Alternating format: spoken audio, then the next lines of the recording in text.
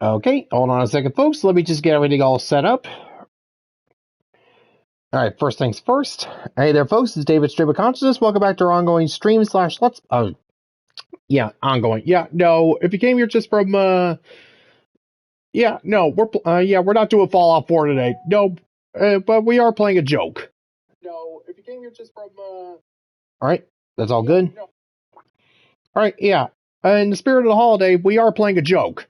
Yeah, well, not just on you for thinking I was actually going to go and slog through Fallout 4, but yeah, I will get back to that at some point. Just not today. Not today. And especially not with the with the Battle Network Legacy collection on the horizon. No, instead, we're going to be playing a joke on myself. And what better way that I can think? What game can I think of? What game comes to mind that makes me think? Yeah, this game's pulled a fast one on me. This game just wants to screw around with me as much as possible. Well, I can think of no better than the Stanley Parable. Yeah, I've been meaning to get to streaming this game for like a while now, but well, one thing just kept popping up one after another, so I figured, hey, April Fool's Day, so here we go. First off, what time is it? Does anyone really truly know? Of course they don't. Nobody knows anything. Yeah, I know, I played this multiple times, just so you know, and it just keeps asking me, but then just all of a sudden, you and I don't even know each other. We're like strangers. Sure, I've adjusted all the game setting to your exact specification, but who hasn't? It's just what I do, like a day job. And now, the job's over. There's no more information for me to gather. I've collected all the data on you that I can. Wait, what? Oh god, I've been feeding Skynet, haven't I? And I still don't really know you. And you don't know me.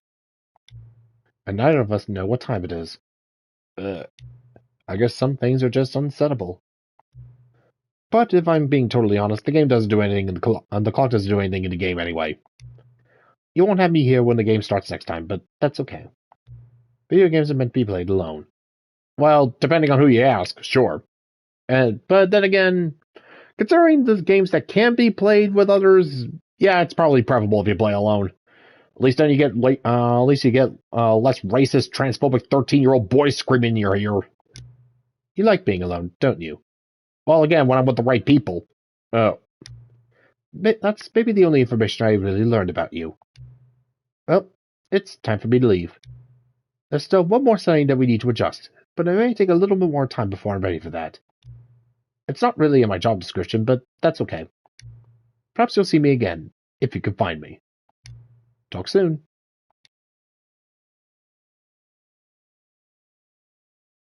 Okay.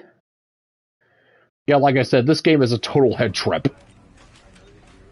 Yeah, look, there's a game within the game within the game within the game within the game within the game within the... Okay. Okay, so, yeah. Let's go through the Stanley Parable. Woo! Saw this game like years ago back when I was in the film academy, and I was just like, holy... This is the story of a man named Stanley. Stanley worked for a company in a big building where he was employee number 427. Employee number 427's job was simple. He sat at his desk in room 427 and he pushed buttons on a keyboard. Orders came to him through a monitor on his desk, telling him what buttons to push, how long to push them, and in what order. This is what employee 427 did every day of every month of every year. And although others might have considered it soul-rending, Stanley relished every moment that the orders came in, as though he had been made exactly for this job. And Stanley was happy. And then one day, something very peculiar happened. Something that would forever change Stanley. Something he would never quite forget. He had been at his desk for nearly an hour when he realized that not one single order had arrived on the monitor for him to follow. No one had showed up to give him instructions, call a meeting, or even say hi. Never in all his years at the company had this happened, this complete isolation. Something was very clearly wrong. Shocked, frozen solid, Stanley found himself unable to move for the longest time. But as he came to his wits and regained his senses, he got up from his desk and stepped out of his office. Hold on, let me just, let me see, is there any subtitles here? There we go. Yeah, just to make sure that everyone's on the same page. As if reading it. Yeah, no, I remember seeing this game coming out in like 2013 when I saw it in the during my New York Film Academy days. This game was a head trip. Oh boy. Yeah, it's like no matter what you did, it was playing into some deranged script. Yeah. Yeah, this game actually kind of makes you think, is there free will? What if everything that you do, everything that you said and will do was preordained? No matter what you did, it fits within some story. You know what? Yeah. It's just like have you ever seen an art house movie called Mr. Nobody? The movie presents this exact same dilemma. The solution they came up with is not to move. That there is no story if they just stop. But you see, you have to move. That's the point. I mean, hell, even standing still and doing nothing is doing something. By refusing to move, you're instead just delaying it. Or, again, playing it into a story where you do delay. No matter what you do, you are going to get screwed with in some way, shape, or form. So, let's just wait until the narrator starts losing his patience. Just stand there, do nothing, and just talk. So, as your April Fool's going along, yeah, spring's finally starting to come along. Honestly, hoping that the weather improves. Yeah, I know I've been meaning to go and start exercising a little bit. Kind of lost track a little bit since, well, I had to take a bit of a sabbatical for my job for like a couple of months last year, but fit in around the time where me and my family moved to, well, this new locale, for anybody who's known me for, or at least seen me streaming for a longer period of time. Yeah, definitely a bit of a different set, and hey, definitely a lot better than I was before, but still, I had to take time off. So, yeah, I had to take some time off. Didn't really get a whole lot of chance to exercise. My job keeps me on my feet for like 5 hours a day. So, hey, that. I mean, I could be doing a lot worse, but I could be doing a lot better too. But again, when the spring and the summer roll around, the weather starts to get a little bit warmer. I'll just be going out and taking a little walks around my neighborhood with a weighted vest. Like around 10 pounds right now. And I'm thinking about walking for like an hour or so with the 10-pound weighted vest. Sounds about right. That'll definitely help to burn some calories. Although I admit, walking around with a little bit, my hips started to hurt. Like my torso kind of started to hurt. Like there's a little soreness around here on my hips. Maybe I should just keep it down to like half an hour a day, or yeah, I know, slow and steady wins the race and all that. Just don't want to overexert myself. Don't want to start getting like really sore and stiff. And that's about the last thing you want to do when you're exercising. And anybody wondering, no, I'm not going to start a diet or anything like that. I found that diets just don't work. The more you want to eat something, the more you restrain yourself from eating the stuff you like, it's just, a floodgate. It's just like it keeps building up.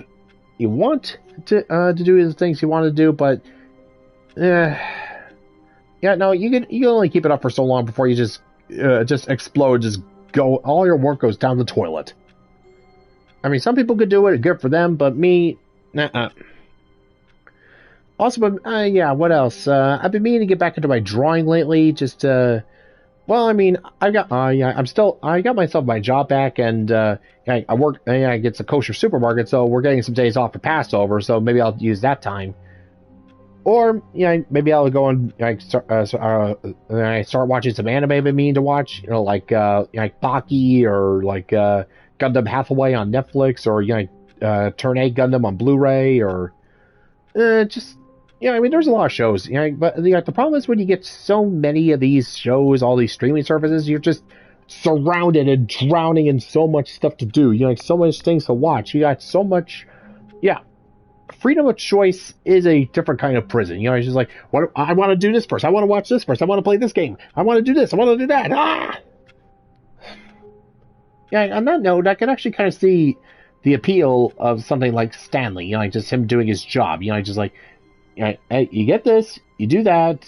There's, you know, who was it that's, hold on. I know there's like a clip or something like that that says something about, let's see.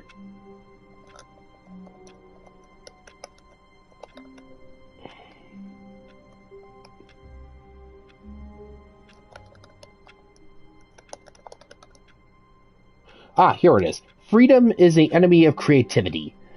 Let's see. Limitations are its savior. Yeah, basically, just when you have so much freedom to, you know, so much breadth of imagination, so much breadth of activity to do, you can't really do all of it unless you know, you just have to get to all of it. You don't know where to start. Let's.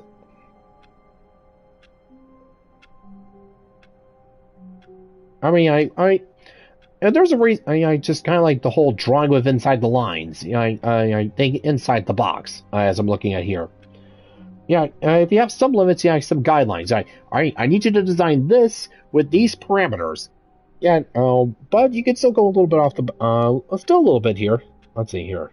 Most creative endeavors take place within a restricted budget, and those that have an abundance of talent and finances often fail to create anything original. Limited environments actually foster more creativity than free and open ones, given that you already know how to perform your particular skill. So working within a deadline, and, yeah, basically, you know what to work with. You can't go, so you don't go over ambitious. I mean, if you watch a lot of Matt McMuscle's What Happened videos, a lot of games and like a lot of movies just fall apart when the creators are just completely left off their leash, given a blank check. It just balloons completely out of control. And yeah, that's maybe that's what I'm trying to figure out for myself. I mean, I already know what I want to draw, just need to do a little bit of research as to how. One thing that's been popping into my head lately is let me see what else. What was it? Oh yeah, a original Mobile Suit Gundam, you know, based off of you know, let's see, the newest series, The Witch from Mercury. Yeah, you know how that show has a lot of influences from Revolutionary Girl Utena? Well, I mean, like so much so that if you've seen it, it's not even subtle. Well, I'm kind of been thinking, you know, like an original villain there, and yeah, since Gundam pilots are called witches, you know, a giant Gundam with, you know, ram horns called the Baphomet Gundam, with Baphomet being the master of witch, the proposed object of worship for witches, which of course, you know, isn't actually true if you actually did some research or, you know, looked through the Megaten wiki. But, you know, that design kind of makes it interesting. And yeah, again, going back to the Utena references, I figure its color scheme would be based off of Akio's car.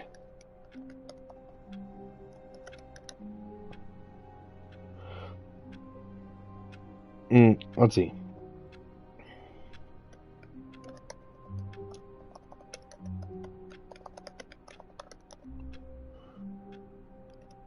Yeah, I just need like a good picture of this guy's car. You know, just get that color scheme of his, and then just base on, you know, that Gundam off of that. Ah, here we are.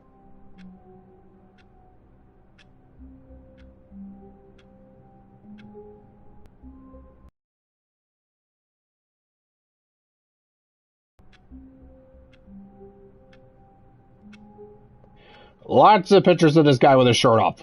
Jesus, dude, aren't you cold? I mean, yeah, no, you got your shirt open, you're just sitting on the hood of your car going like 60 miles an hour. Jesus, dude, aren't you cold? Aren't you cold? Oh, put on a shirt, you douche. Anyway.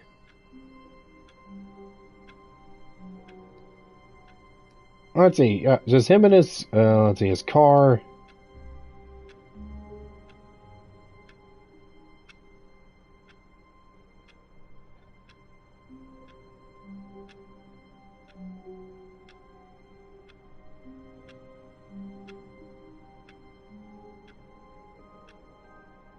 Hmm.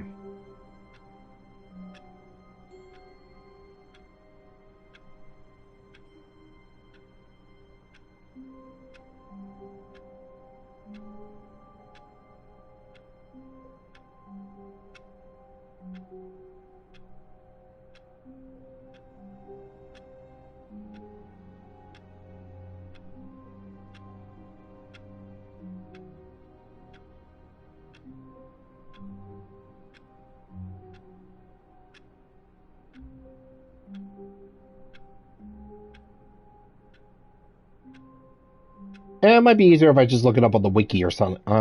Is there an Utana wiki? I bet there is.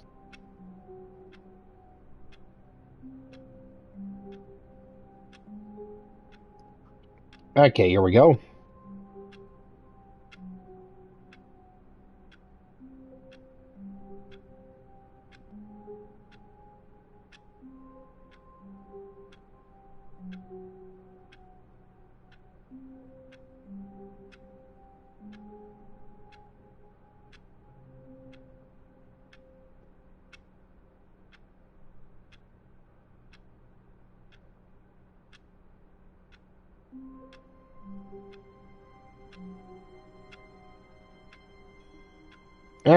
I'll look it up later. Alright, anyways, has anything been happening with Stanley yet? Alright, yeah, it's been long enough, 15 minutes. I think I'm done screwing around here. Pretty much driven everyone off.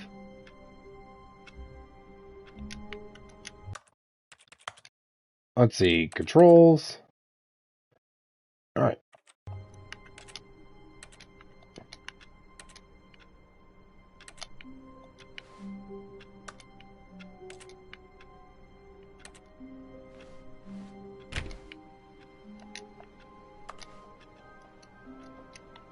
All of his co-workers were gone. What could it mean? Stanley decided to go to the meeting room. Perhaps he had simply missed a memo. No matter how hard Stanley looked, he couldn't find a trace of his co-workers. I know there's something around here. I'm gonna find it. Crouch, pause, okay.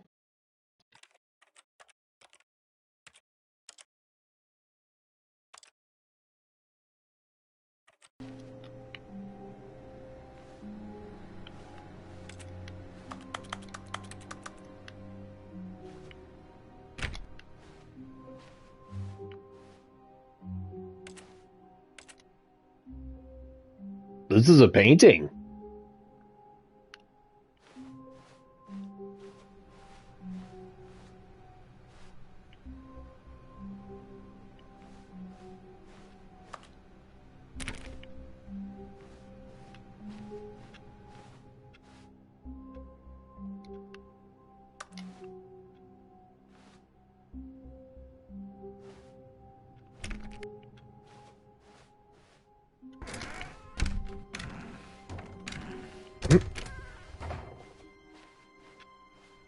I saw something.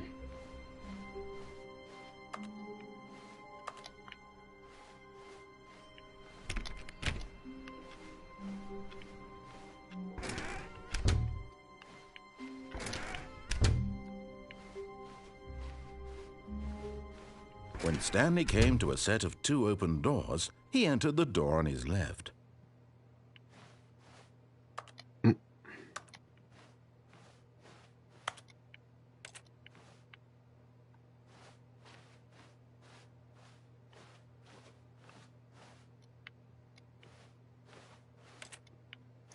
I can't go back.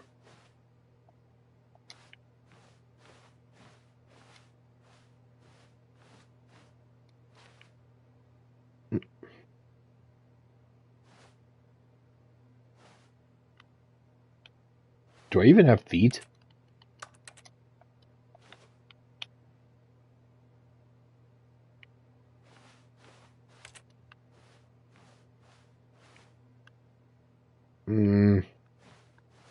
This was not the correct way to the meeting room, and Stanley knew it perfectly well. Perhaps he wanted to stop by the employee lounge first, just to admire it. Alright, can I go back?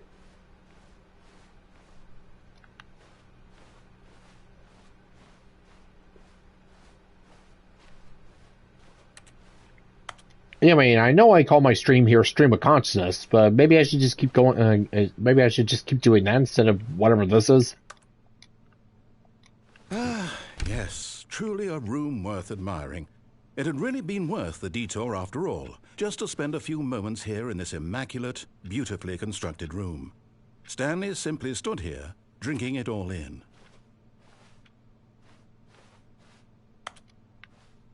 I mean, it's okay, I guess. I mean, I could think of worse things. Yes, really, really worth it being here in the room. A room so utterly captivating that even though all your co-workers have mysteriously vanished, here you sit looking at these chairs and some paintings. Really worth it. Yep, totally worth it. I'm just going to keep sitting around here just to piss you off. At this point, Stanley's obsession with this room bordered on creepy and reflected poorly on his overall personality. It's possible that this is why everyone left. Okay, now you're just being petty. Although, you know, with this lounge, could you maybe put like an arcade machine here? Maybe like, I don't know, like Pac-Man or something like that? Or Stanley sat around waiting for more dialogue. But when a long time had passed and there was no more, he decided that the game was trying to send him a message. what? A game? This is real life.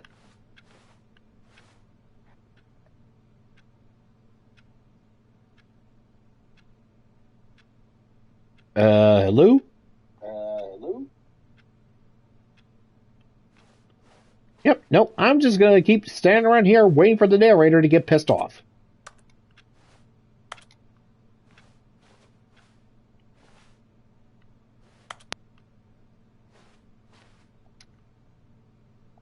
Yeah, coffee. Freaking egg coffee. No matter how much cream or sugar I pour into there, it's just nothing but dirt water. Ugh. Yeah, no, I just don't see how people could just go and spend all that time drinking coffee. You know, just again, you could give it all different kind of flavors like caramel, blueberry, whatever it is at Dunkin' Donuts. But again, you're not going to get me to drink it because again, it's just disgusting. Yeah, no, just give me some apple juice or something like that in the morning. I'm good to go.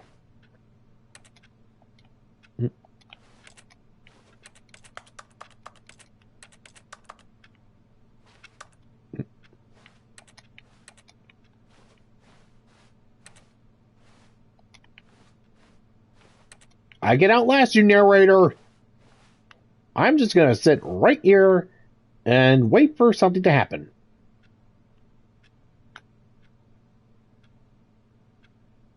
I might as well take this time to go and check my mail.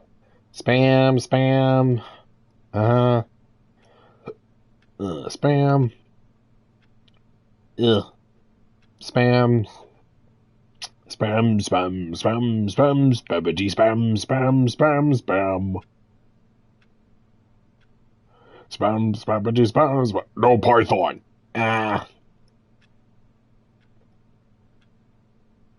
Never actually saw that sketch of Monty Python. Whatever.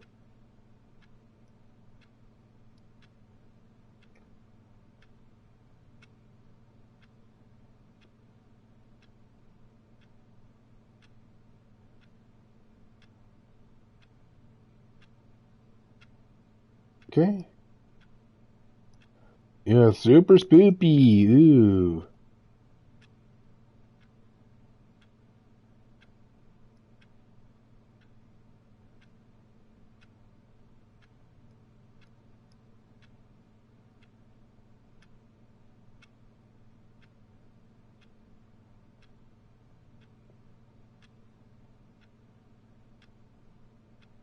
Yeah, I know of anybody asking, why don't you move? Again, this is my game right now. I'm playing a game against the narrator. Yeah, at this point, this is a game. And if either of us move, then if he talks, then I win. And he knows that.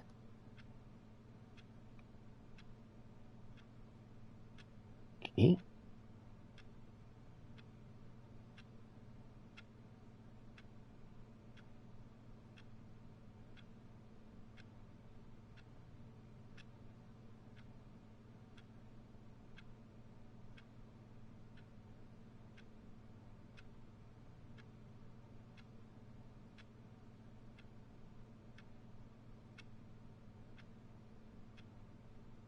And I'm just wondering, would you guys have had a better time with me playing if I actually did play Fallout 4? Yeah, no, I mean, after I finished playing New Vegas and just seeing how Fallout 4's story stacks up to New Vegas, I mean, I know that's like the popular, like, oh god, shut up about New Vegas. But, you know, it's true, you know. I'm trying to be fair to it, but it's just, I don't want to play it, you know. I mean, even though I got the season pass, I like 67% off. I mean, I know that Far Harbor is probably going to be worth it. Yeah, no, I actually got some advice here. First off, yeah, I already know that, let's see. Mm,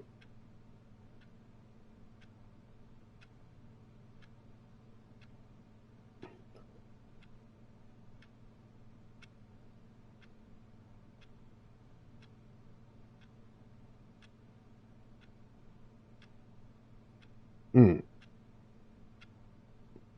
I have to send that later.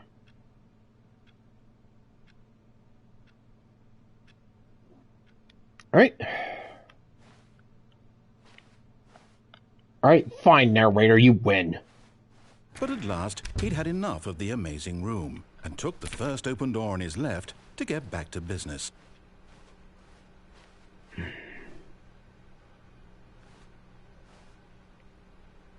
Mm. And so he detoured through the maintenance section, walked straight ahead to the opposite door, and got back on track. Ooh, shiny red button.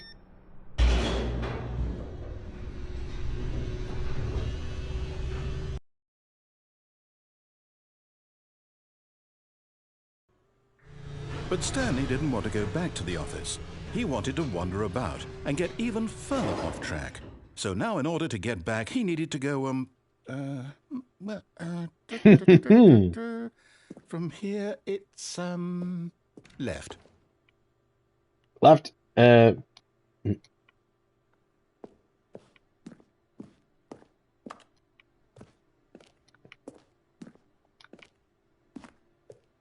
No, I don't want to go left. Oh, no. No, it's to the right. My mistake. Okay, now I want to go left. No, not the right. Why would I have ever said it was to the right? What was I thinking? It's clearly... Oh, dear, would you hold on for a minute, please? Oh, great. You lost the plot. Now, let's see. We went down, right, left, down, left, right. Yep, okay, yes. I've got it now. This Are you story sure? is absolutely, definitely this way. Are you sure about this? Are you sure about that? Okay, what's this truck doing here? Ugh.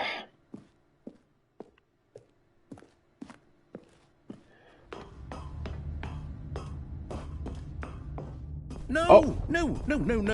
Oh, This whoa. isn't right at all. You're not supposed to be here yet. This is all a spoiler. Quick, Stanley, close your eyes.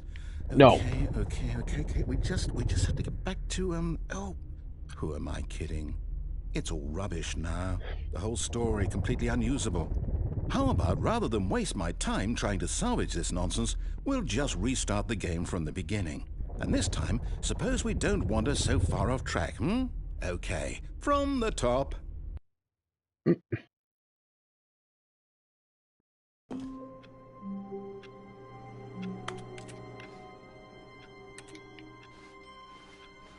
All of his co-workers were gone. What could it mean? Stanley decided to go to the meeting room. Perhaps he had simply missed a memo. Okay, no, I want to get back to that room. I want to see what that was all about.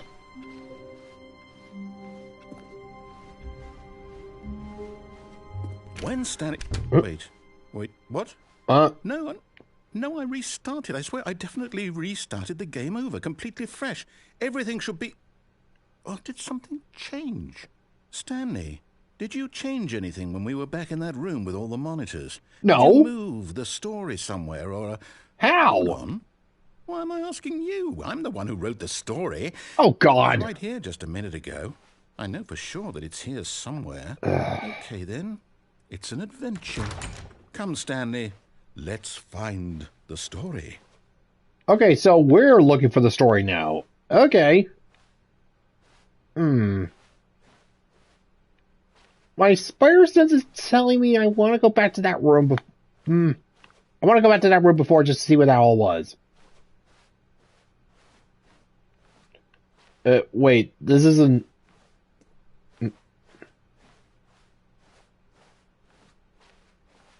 Okay, screw it. I guess we're just going and doing our own thing then. I'll say it. This is the worst adventure I've ever been on. I can promise you there definitely was a story here before. Was there? Do we need to restart the game again?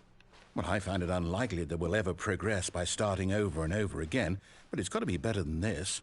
Okay, let's give it a shot. Why not?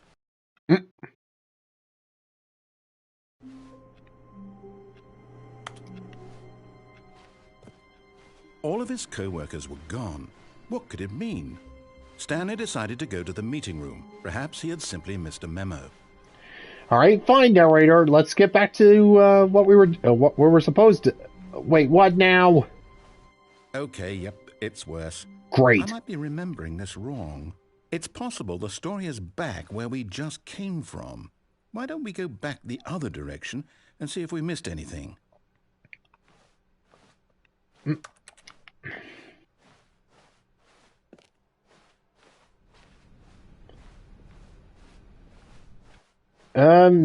Nope, I don't think we missed anything here.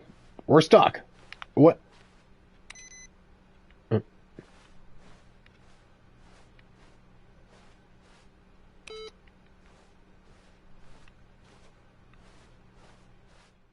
Aha! I knew we'd miss something. The story.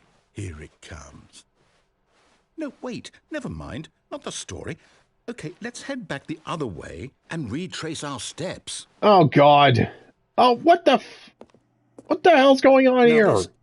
Well, I'll be honest, I don't recognize this place at all. Is this the story? I don't think so. This is a warehouse. I can't quite recall, but I believe my story took place in an office building. Is that correct? Do you remember, Stanley? Well, do you know what? Since I've completely forgotten what we were supposed to be doing, how about this? You win! Congratulations! Yay! I know you put in a lot of hard work, and it really paid off, so good job. Oh, no. No, I don't feel right about this at all. We both know you didn't put in any actual work for that win. Some people win fair and square, and this was not one of those situations. Okay, I'm getting weirded out by whatever this place is. I don't care what might happen this time. I have to restart.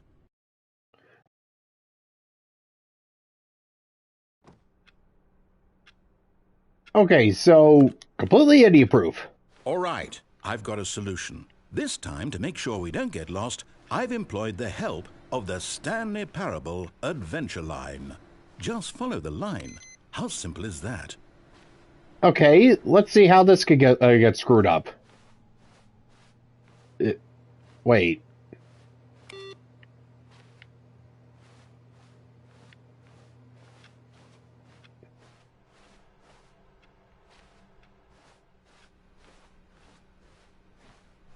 No, I'm down. We're leaving it up to the line from now on.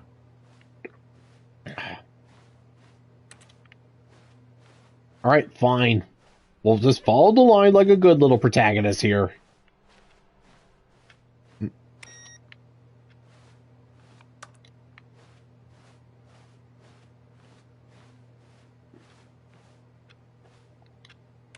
I don't know how to play solitaire. Can you teach me? Fine.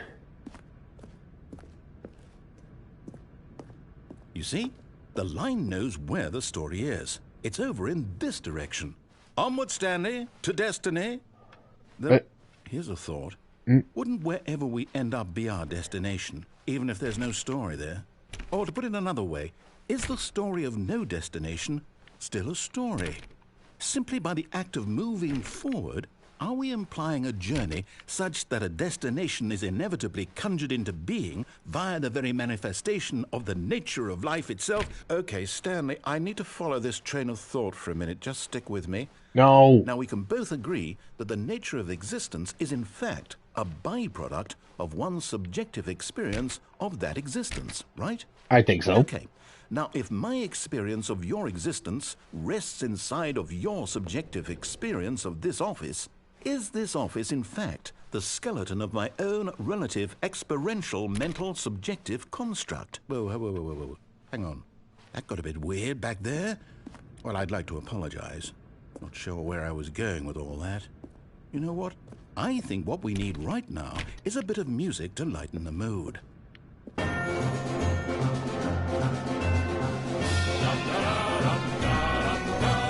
Adventure! Yeah?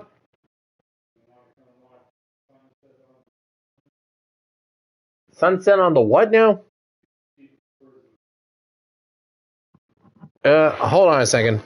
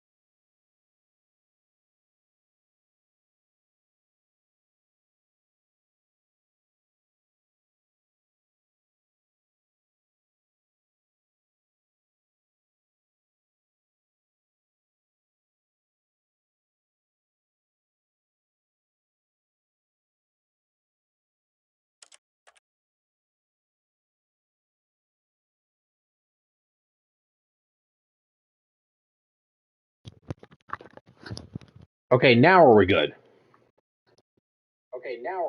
Yep, we're good. Okay. Yeah, just press the button there. Yeah, no, just random things popped up. Anyways, adventure! Oh, yes, indeed, my friend.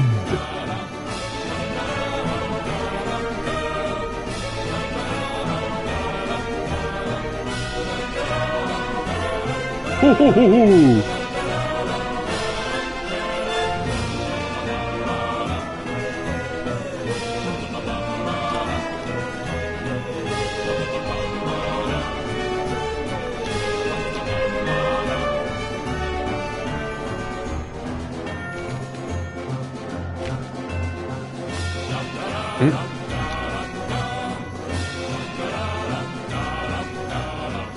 Wait, what? Mr. Narrator? Hello?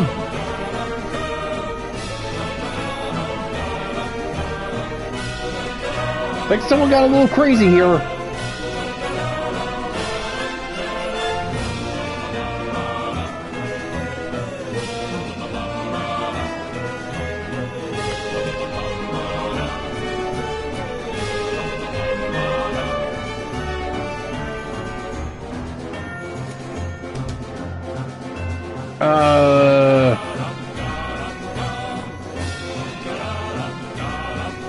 What the?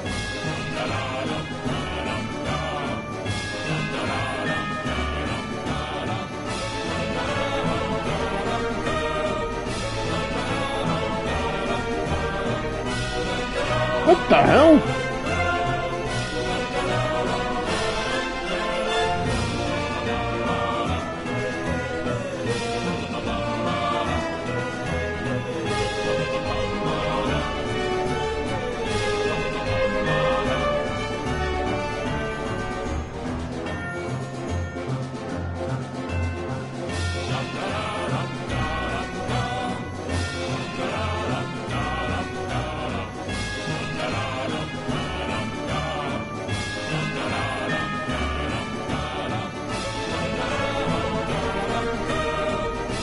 Okay. Wait, cut the music. Go back and look at that fern. Stanley, this fern will be very important later in the story. Make sure you study it closely and remember it carefully. You won't want to miss anything. Yes, it is a fern.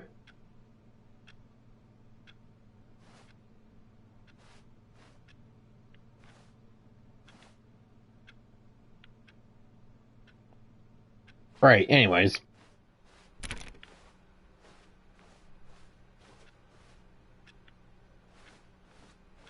Wait, what? We're back at the office? No.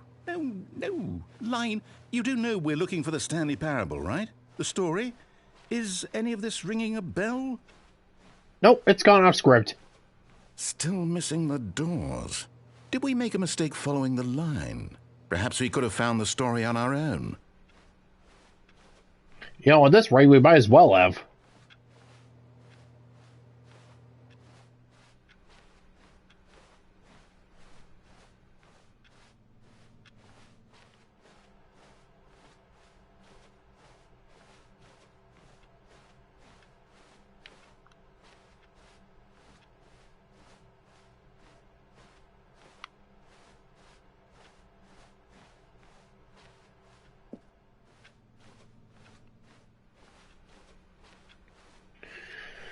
Oh boy.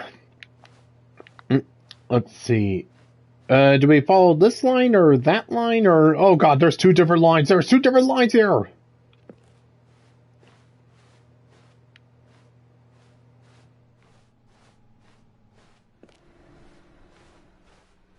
Oh, okay, no, we're just back where we started. Okay.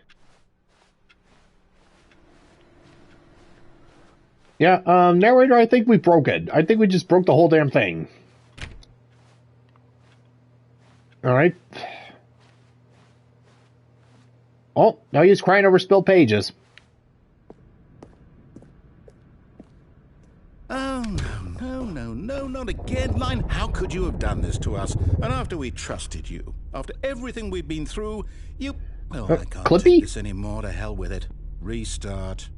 Hey, I just saw Clippy. Alright, so what's going to happen now?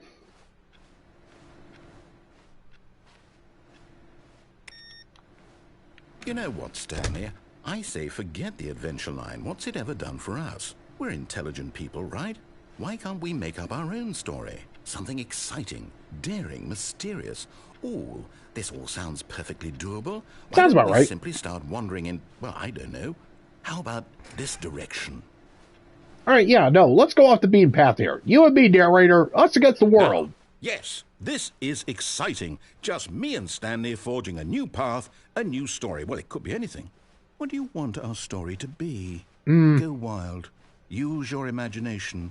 Whatever it might be, Stanley, I'm ready for it. Well, as long as this isn't an isekai, we got way too... No, not Oh, you again. great. Stanley, I'd also like to veto the line from having any role in our awesome new story. No lines or monitor rooms. Just don't acknowledge it, and we should be fine. Well, you say that, but... Oh, it looks like the line's gone away. Ah, a choice. We get to make a decision. From here, the story is in our control. How important we mustn't squander the opportunity. In fact, I believe I need a minute to think here. Just walk in circles for a minute. Okay, so I know that each door has to lead somewhere, which means that somewhere, the place where we're trying to go, there must be a reverse door that leads here.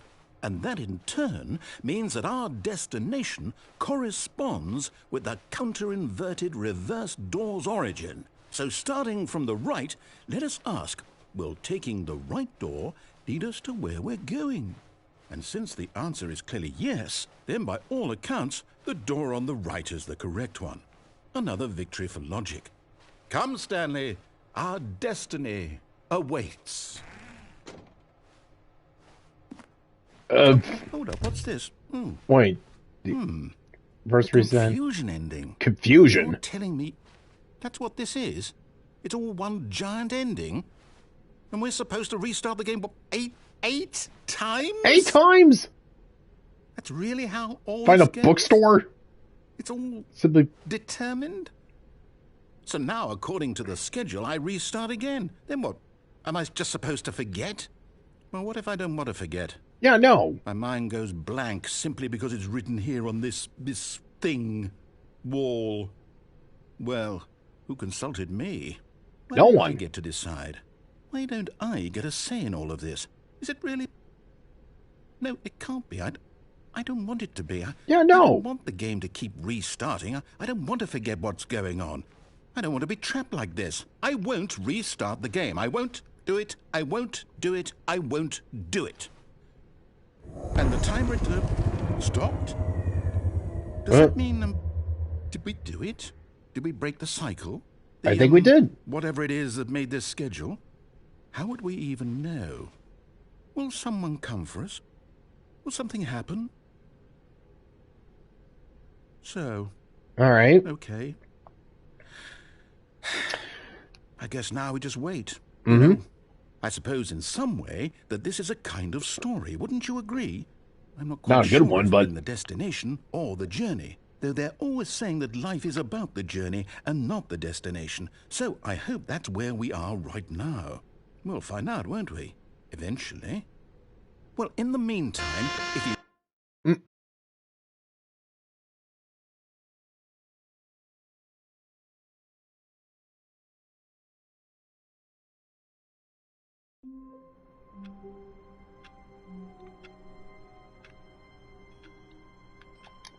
And we've restarted. All of his co-workers were gone. What could it mean? Stanley decided to go to the meeting room. Perhaps he had simply missed a memo. No matter how hard Stanley looked, he couldn't find a trace of his co-workers. Okay, so... Alright, well, it looks like everything's reset, including the narrator.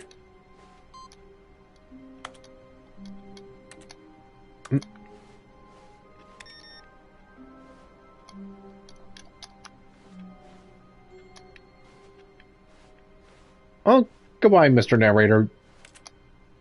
You are our friend for a time.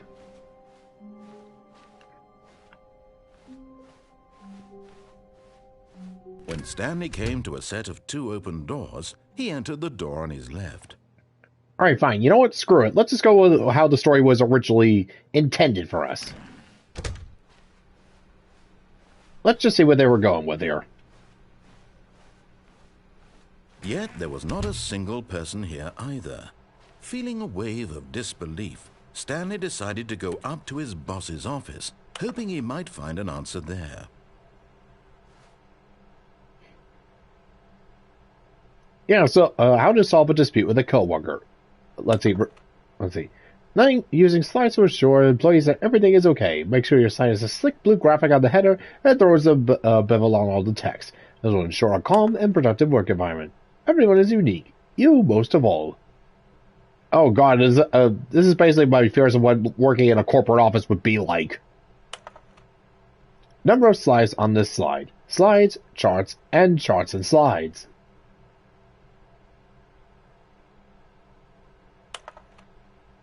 Rate of which charts on the same slide depict the same information. A chart... oh, wait. What was that? Sheep? No more charts, please. I'm begging you. Stop! The Boss Appreciation Minute. On your Boss Appreciation Minute worksheet, circle the top 20 things you love most about your boss. Found triplicate return to your Boss Appreciation Specialist. Solving interpersonal conflict. If you ever find yourself in a conflict with another intelligent employee, like yourself, but more inclined towards conflict unless you're the kind of person who initiates conflict, why did we hire you? Let's see. What are your dreams for the future? Talk radio, mitosis, transcend, charts, spring break, clear skin, metamorphosis, comatose, lunch, less air, hope, pollution, abode, nature, success. Tips for not getting fired. Talk less, do unbelievably amazing work all the time, every day, with no expectation of promotion or recognition, and don't get fired. Basically, Bobby Kotick's basically Bobby Kotick and Jeff Bezos' manifesto. Let it ball up inside you, take out passive-aggressively on other coworkers, resent coworkers for not supporting you more. Unresolved dispute with a coworker.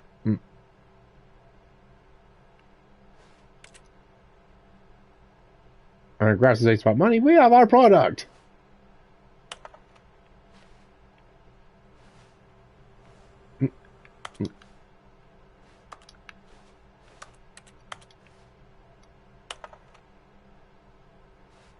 Buzzwords! Stanley stepped into the broom closet, but there was nothing here, so he turned around and got back on track. No.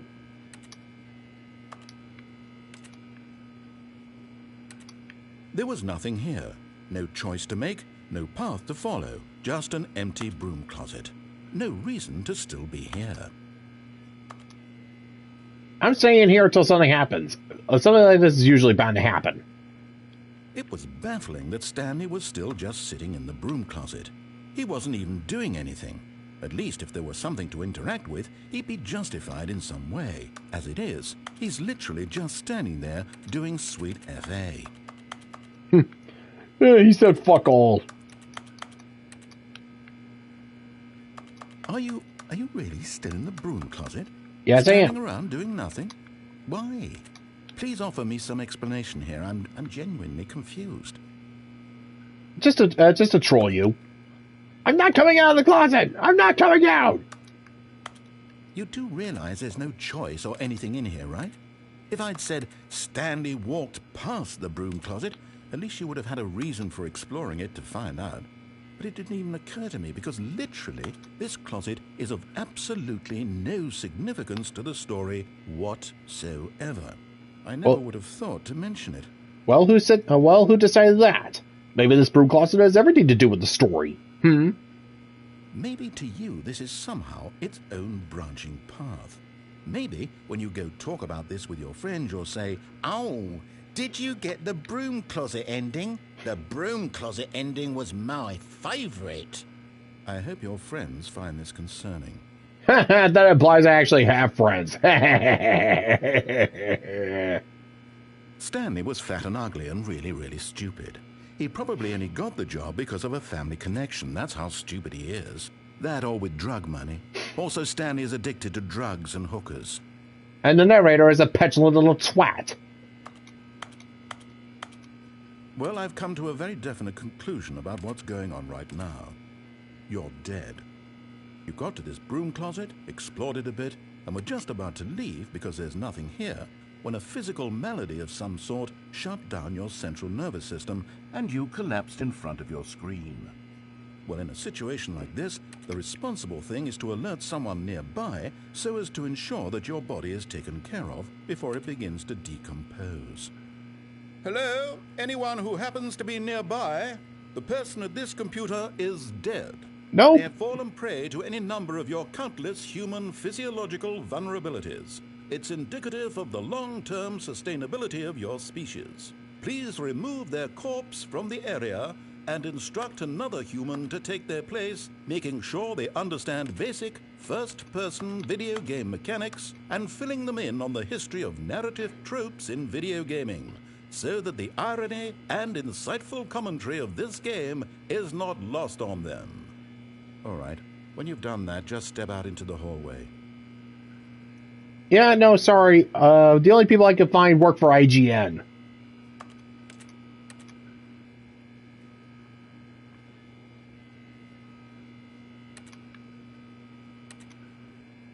And yeah, besides, I'm wearing headphones, and also I'm not on a computer, I'm on a PlayStation 5. So, again, narrator, you're wrong on both counts. But then again, that's kind of, not surprising considering this game was originally made in 2013. Oh god, it's been 10 years since this game was made. Maybe we should play it again on its 10th anniversary. That might be a nice idea. Maybe I'll even get the platinum then. We'll see.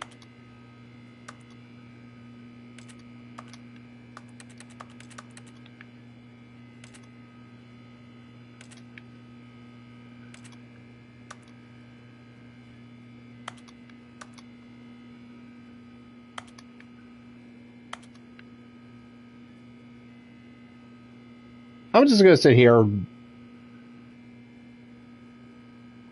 I will break you, narrator.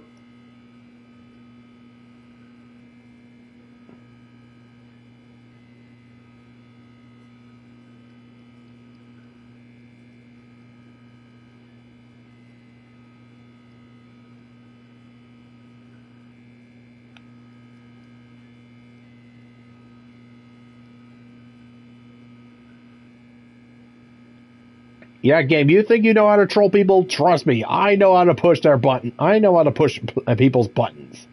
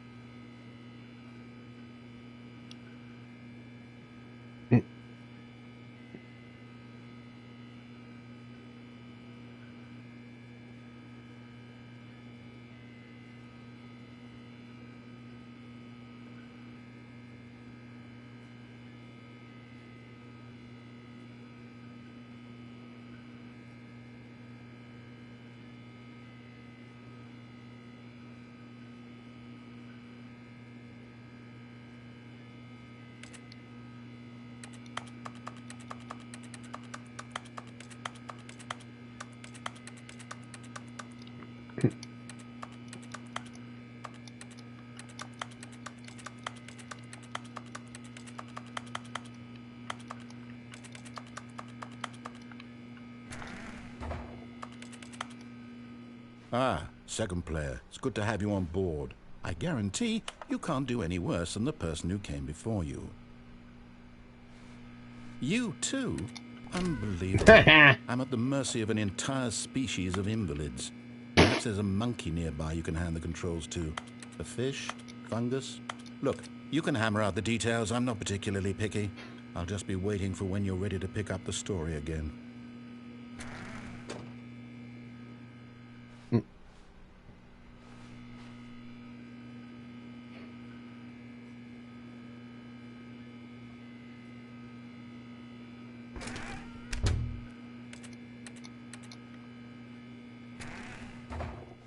All right, fine.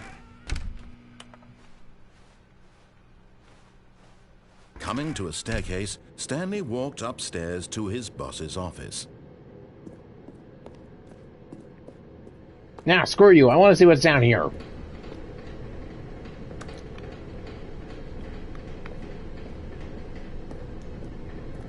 But Stanley just couldn't do it. He considered the possibility of facing his boss. Admitting he had left his post during work hours, he might be fired for that. And in such a competitive economy, why had he taken that risk? All because he believed everyone had vanished? His boss would think he was crazy. And then something occurred to Stanley. Maybe, he thought to himself, maybe I am crazy. All of my co-workers blinking mysteriously out of existence in a single moment for no reason at all? None of it made any logical sense. And as Stanley pondered this, he began to make other strange observations. For example, why couldn't he see his feet when he looked down? Why did doors close automatically behind him wherever he went? And for that matter, these rooms were starting to look pretty familiar. Were they simply repeating? No, Stanley said to himself, this is all too strange. This can't be real. And at last, he came to the conclusion that had been on the tip of his tongue. He just hadn't found the words for it. I'm dreaming, he yelled. This is all a dream. Oh, what a relief Stanley felt to have finally found an answer, an explanation. His co-workers weren't actually gone. He wasn't going to lose his job. He wasn't crazy after all. And he thought to himself, I suppose I'll wake up soon. I'll have to go back to my boring real-life job pushing buttons. I may as well enjoy this while I'm still lucid. So, he imagined himself flying and began to gently float above the ground. Then he imagined himself soaring through space You can't on a jump. magical starfield, and it too appeared. It was so much fun, and Stanley marveled that he had still not woken up. How was he remaining so lucid? And then perhaps the strangest question of them all entered Stanley's head. One he was amazed he hadn't asked himself sooner. Why is there a voice in my head dictating everything that I'm doing and thinking? Because I really am Now nuts. the voice was describing itself being considered by Stanley, who found it particularly strange. I'm dreaming about a voice describing me, thinking about how it's describing my thoughts, he thought. Oh, God. He thought it all very odd and wondered if this voice spoke to all people in their dreams. And why is this voice Well, of British? course, this was not a dream. How could it be? Was Stanley simply deceiving himself? Believing that if he's asleep, he doesn't have to take responsibility for himself? Stanley is as awake right now as he's ever been in his life. Now, hearing the voice speak these words was quite a shock to Stanley. After all, he knew for certain, beyond a doubt, that this was in fact a dream. Did the voice not see him float and make the magical stars just a moment ago? How else would the voice explain all that? This voice was a part of himself too. Surely, if he could just... He would prove it. He would prove that he was in control, that this was a dream. So he closed his eyes gently, and he invited himself to wake up. He felt the cool weight of the blanket on his skin, the press of the mattress on his back, the fresh air of a world outside this one. Let me wake up, he thought to himself. I'm through with this dream. I wish it to be over. Let me go back to my job. Let me continue pushing the buttons. Please, it's all I want. I want my apartment, and my wife, and my job. All I want is my life exactly the way it's always been. My life is normal. I am normal. Everything will be fine. I am okay. Are you sure about that?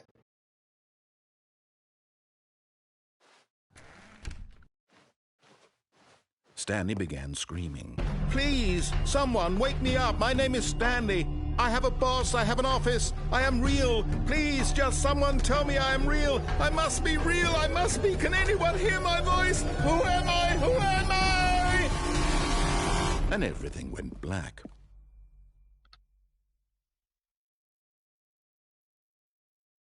This game is the story of a woman named Mariella. Wait, who? Mariella woke up on a day like any other. She arose, got dressed, gathered her belongings, and walked to her place of work. But on this particular day, her walk was interrupted by the body of a man who had stumbled through town talking and screaming to himself, and then collapsed dead on the sidewalk. And although she would soon turn to go call for an ambulance, for just a few brief moments she considered the strange man. He was obviously crazy, this much she knew. Everyone knows what crazy people look like. And in that moment, she thought to herself how lucky she was to be normal. I am sane. I am in control of my mind. Are you sure about that? I know what is real and what isn't. It was comforting to think this, and in a certain way, seeing this man made her feel better. But then she remembered the meeting she had scheduled for that day, the very important people whose impressions of her would affect her career, and by extension, the rest of her life. She had no time for this, so it was only a moment that she stood there, staring down at the body. And then she turned and ran.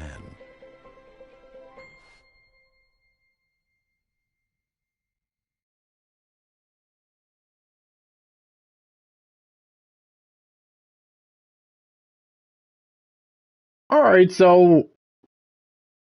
Oh boy, what is going on here?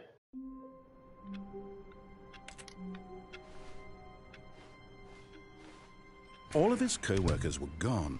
What could it mean? Stanley decided to go to the meeting room. Perhaps he had simply missed a memo. Oh, please. Are you really just doing this for the trophy? Yes. Click a door 5 times? Is that all you think a trophy is worth? No. I can't just give these merits away for such little effort. A measly 5 clicks? Gimme. Now, suppose you were to click the door 20 times. I would say that's the kind of effort that warrants recognition. Alright, fine then. I have to say, I'm still not feeling the satisfaction of witnessing true effort for a noble cause. Perhaps 50 clicks will do it. Yes, almost certainly 50 clicks. Okay, 50.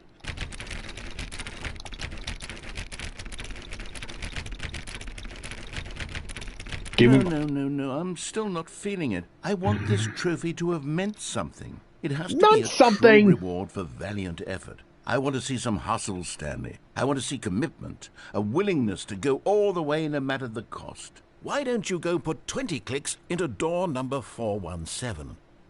Alright, 417, fine, sure, 417.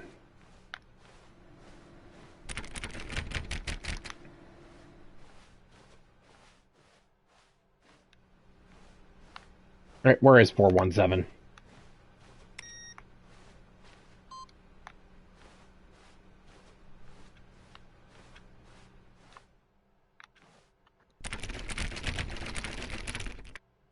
Oh, great. Now, go click a few times on door 437.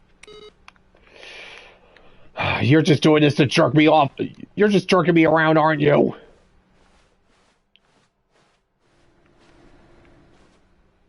Excellent.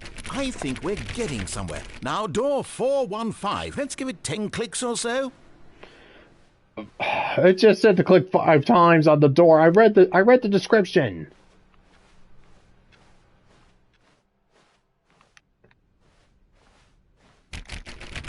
Now, back to door number 437.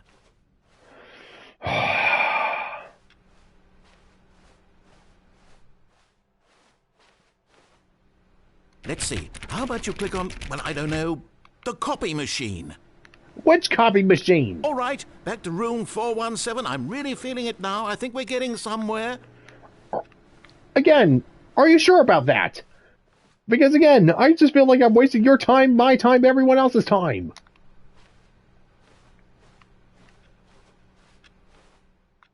Okay, now go climb on employee 419's desk. How? I can't jump. What? Yes! This is great! You're putting it all on the line, Stanley. I like that. All right, let's keep it up. Go give me a few clicks on door 416. All right, 416. You know what? Yeah, sure. I'm going with this. I'm dancing to your groove here. 416. Yeah. We've almost got it. Now the copy machine, do that one again. All right, we're doing this. We're really doing this, narrator. You and me, buddy. We're doing this all the way to the top. Finish it off, Stanley. 5 clicks on door 430. Woo! Yes! We did it! Woo! Oh, wow. That felt amazing. Oh, you really earned it, Stanley. Nothing could hold you back. Yes, Damn I'm very right. proud of how far we've come today.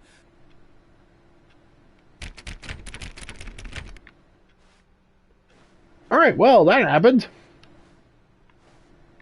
All right, well, yeah, we got the trophy. Yay! What is it with this input received? When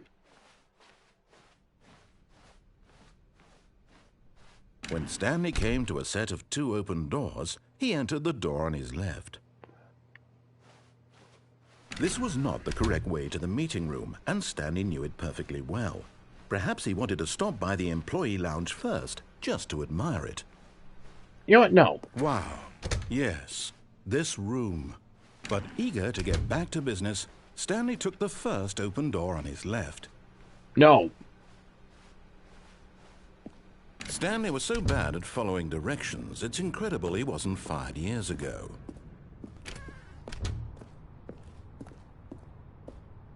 Do not jump for the cargo lift while it's in motion will cause death. Penalty for misuse of cargo lift, $1,000. Penalty for jumping off the cargo lift. Look, Stanley, I think perhaps we've gotten off on the wrong foot here. I'm not your enemy, really, I'm not. Well, not after what happened. That investing your trust in someone else can be difficult, but the fact is that the story has been about nothing but you all this time. There's someone you've been neglecting, Stanley. Someone you've forgotten about. Please, stop trying to make every decision by yourself. Now, I'm not asking for me, I'm asking for her. Her? This is it, Stanley.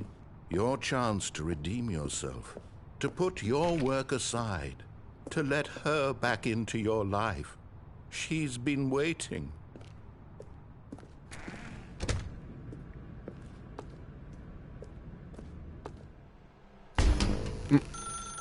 That's her, Stanley.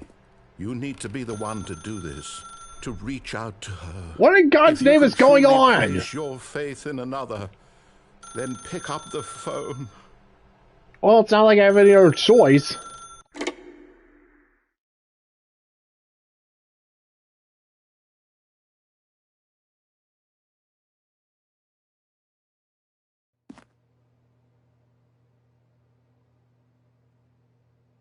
Oh, Stanley, is that you?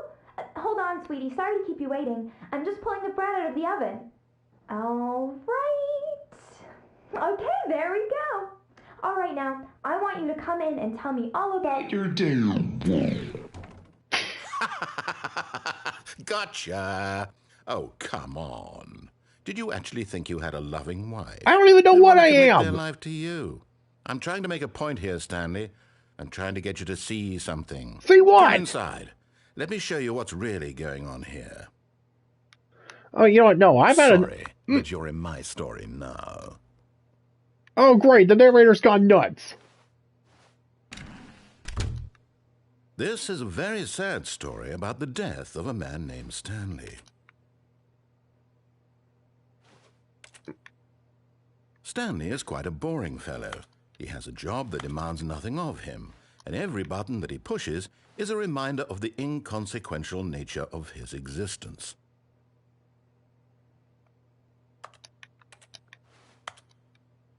Look at him there, pushing buttons, doing exactly what he's told to do. Well, you won't do Now anything he's for me unless I pushing a do button. it. Now he's eating lunch.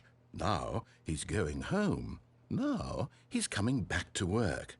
One might even feel sorry for him, except that he's chosen this life.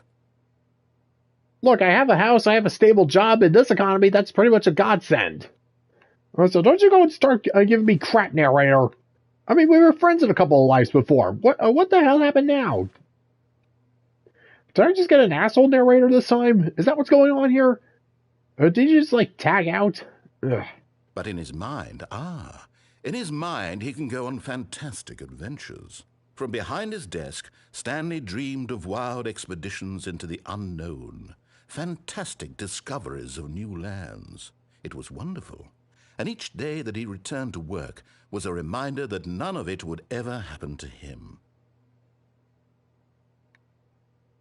TV? What TV? And so he began to fantasize about his own job. First, he imagined that one day while at work, he stepped up from his desk to realize that all of his co-workers, his boss, everyone in the building had suddenly vanished off the face of the earth.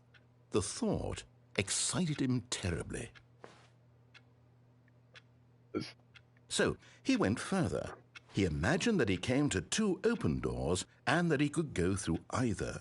At last, choice. It barely even mattered what lay behind each door. The mere thought that his decisions would mean something was almost too wonderful to behold. As he wandered through this fantasy world, he began to fill it with many possible paths and destinations. Down one path lay an enormous round room with monitors and mind controls. And down another was a yellow line that weaved in many directions. And down another was a game with a baby. Wait, a baby? And he called it the Stanley Parable. It was such a wonderful fantasy, and so in his head he relived it again, and then again, and again, over and over, wishing beyond hope that it would never end, that he might always feel this free. Surely there's an answer down some new path, mustn't there be? Perhaps if he played just one more time. Am I in hell? Am I in purgatory? Is that it? Am I just in hell? But there is no answer. How could there possibly be? I'm in purgatory, In reality, aren't I? all he's doing is pushing the same buttons he always has. Nothing has changed. The longer he spends here, the more invested he gets, the more he forgets which life is the real one.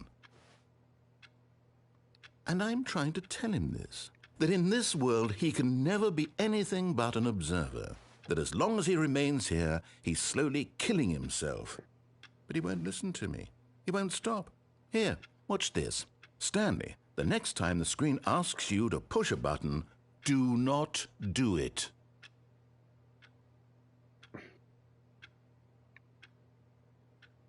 All right, fine. I'm just gonna... All right, fine, narrator. I'm just... Oh, God. Yeah, no matter what I do, you'll have some side comment to me. You always have something to criticize, narrator. We were friends once, and now you vindictively hate me. You have passive aggressively spite me. What did I ever do to you, narrator? What did Stanley ever do to you? What did I ever do to you? You see? Can he just not hear me? How can I tell him in a way that he'll understand that every second he remains here, he's electing to kill himself? How can I get him to see what I see? How can I make him look at himself? I suppose I can't, not in the way I want him to. But I don't make the rules. I simply play to my intended purpose, the same as Stanley. We're not so different, I suppose. I'll try once more to convey all this to him. I'm compelled to. I must. Perhaps, well, maybe this time he'll see. Maybe this time. And I tried again, and Stanley pushed a button. And I tried again, and Stanley pushed a button. And I tried.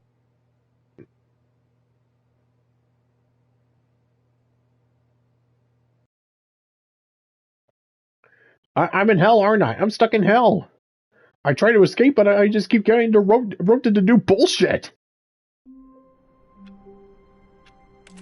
Even when we were friends and getting that trophy. All of his co-workers were gone. What could it mean? Stanley decided to go to the meeting room. Perhaps he had simply missed a memo. Oh, please. Are you really just doing this for the trophy? Click a door 5 times? Is that all you think a trophy is worth? No. I can't just give these merits away for such little effort. A measly 5 clicks? Now, suppose you were to click the door 20 times. I would say that's the kind of effort that warrants recognition. Yeah, no, we already got that, narrator.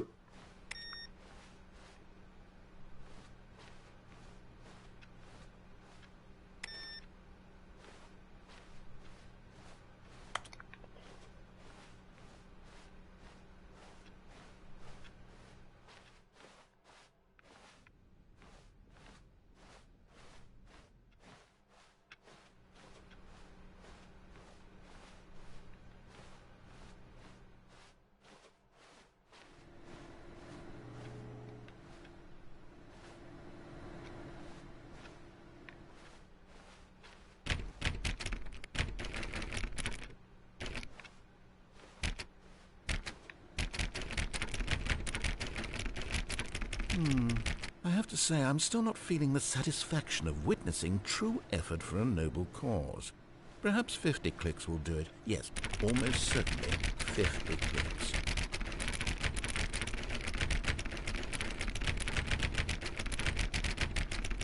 No, I'm still not feeling it. I want this trophy to have meant something. It has to be a true reward for valiant effort. I want to see some hustle, Stanley. I want to see commitment, a willingness to go all the way no matter the cost. Why don't you go put 20 clicks into door number 417?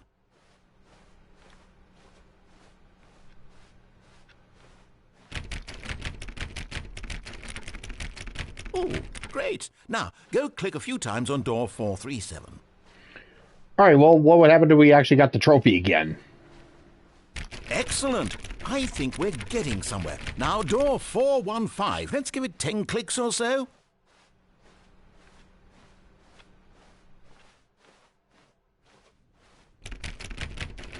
Now, back to door number 437.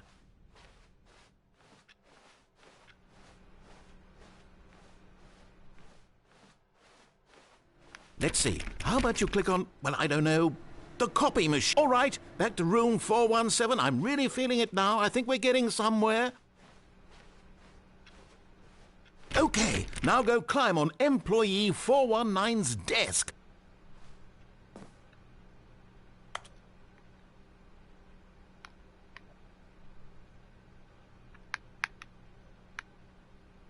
Yes! This is great! You're putting it all on the line, Stanley. I like that. All right, let's keep it up. Go give me a few clicks on door 416. We've almost got it! Now the copy machine, do that one again! Oh, geez. Take it down a notch, narrator. Finish it off, Stanley! 5 clicks on door 4. Yes! We did it! Oh, wow. That felt amazing. Oh, you really earned it, Stanley. Nothing could hold you back. Yes, I'm very proud of how far we've come today.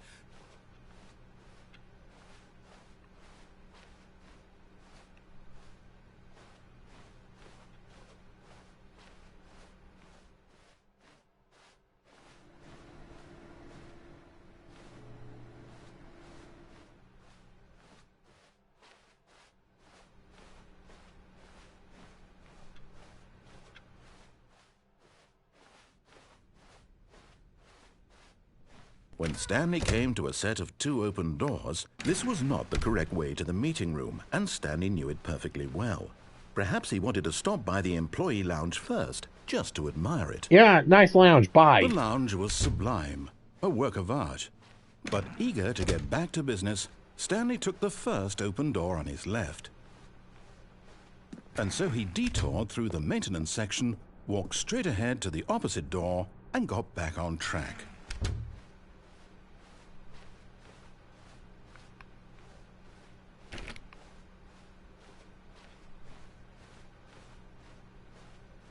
Yet there was not a single person here either. Feeling a wave of disbelief, Stanley decided to go up to his boss's office hoping he might find an answer there. Coming to a staircase, Stanley walked upstairs to his boss's office.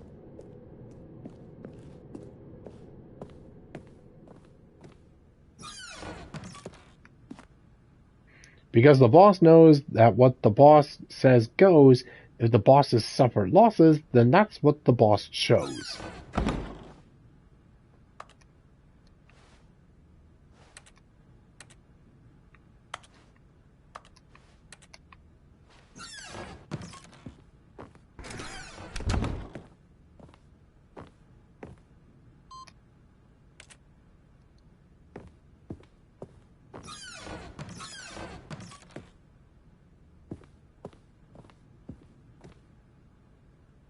Your business strategy? Shoot pandas! Again, not exactly sure how that's different from, like, Jeff Bezos, but whatever.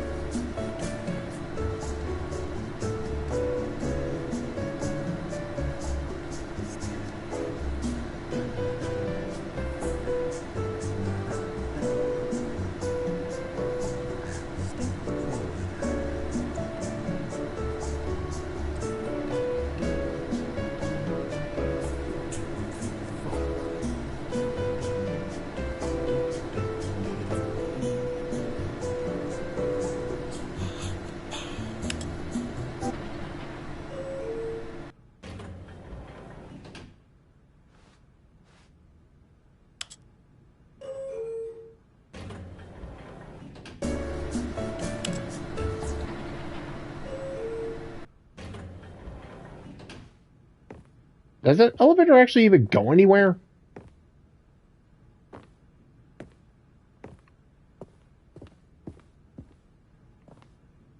I guess it doesn't. Stepping into his manager's office, Stanley was once again stunned to discover not an indication of any human life. Shocked, unraveled, Stanley wondered in disbelief who orchestrated this. What dark secret was being held from him? What he could not have known was that the keypad behind the boss's desk guarded the terrible truth that his boss had been keeping from him. And so the boss had assigned it an extra secret PIN number, 2845. But of course, Stanley couldn't possibly have known this.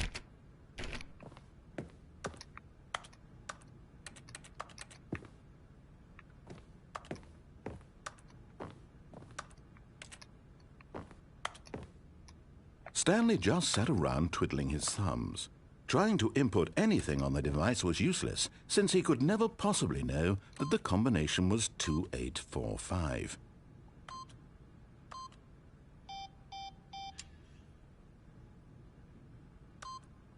$2845. Boob.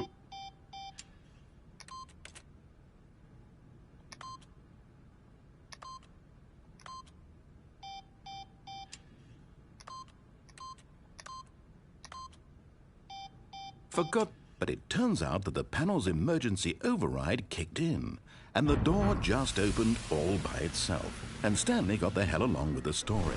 Well, whoop-de-doo.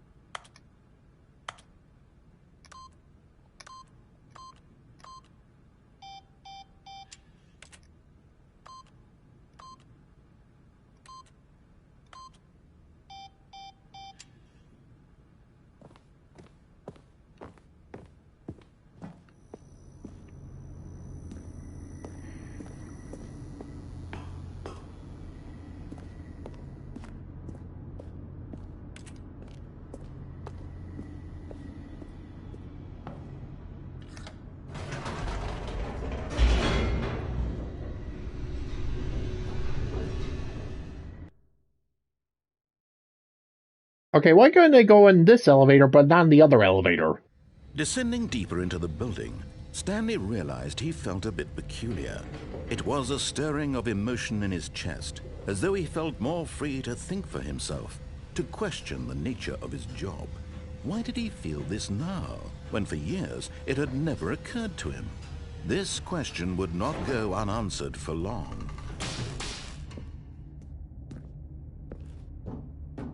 Stanley walked straight ahead through the large door that read Mind Control Facility. No, I want to see what else over here.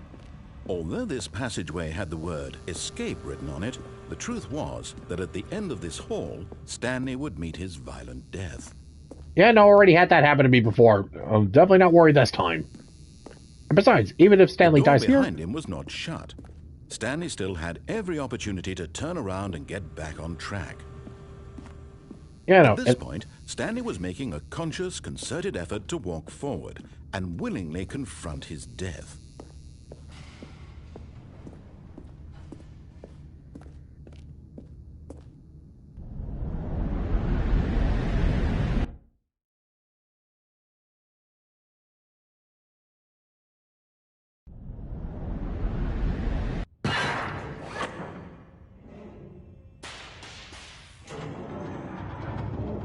As the machine whirred into motion and Stanley was inched closer and closer to his demise, he reflected that his life had been of no consequence whatsoever. Stanley can't see the bigger picture. He doesn't know the real story, trapped forever in his narrow vision of what this world is. Perhaps his death was of no great loss, like plucking the eyeballs from a blind man. And so he resigned and willingly accepted this violent end to his brief and shallow life. Farewell, Stanley.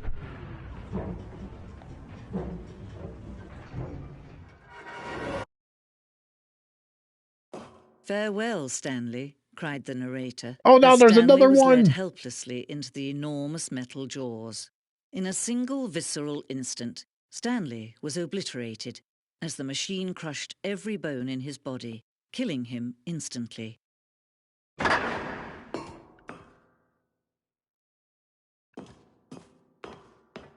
Okay, so now there's a female narrator now? And yet it would be just a few minutes before Stanley would restart the game, back in his office, as alive as ever. What exactly did the narrator think he was going to accomplish? When every path you can walk has been created for you long in advance, death becomes meaningless, making life the same. Do you see now? Do you see that Stanley was already dead from the moment he hit start? Oh god, are we like in the concept art now? This blueprint shows the office from the beginning of the game. The path from Stanley's office to the two doors was the first part of the game that was built. Sections have been added and altered throughout development, though the core layout remains almost identical to the first iteration. Oh god, we found the concept art!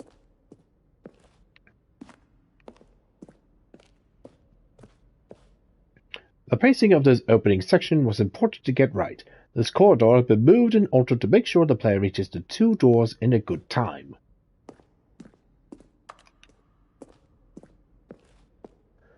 The set of the two open doors was the very first concrete piece of the Stanley's Parable design. Once this room was created, the rest of the game emerged as an extension of it, an exploration of the contradiction this room posed.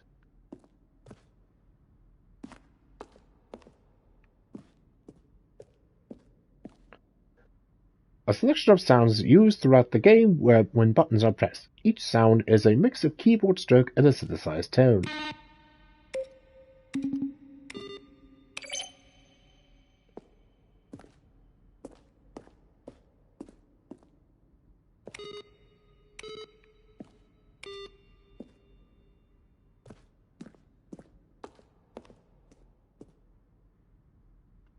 Yep, we found the concept art, folks! Honestly, I was just going around doing whatever I wanted.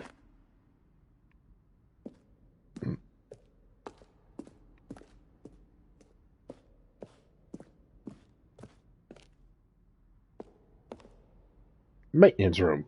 An early version of the maintenance room.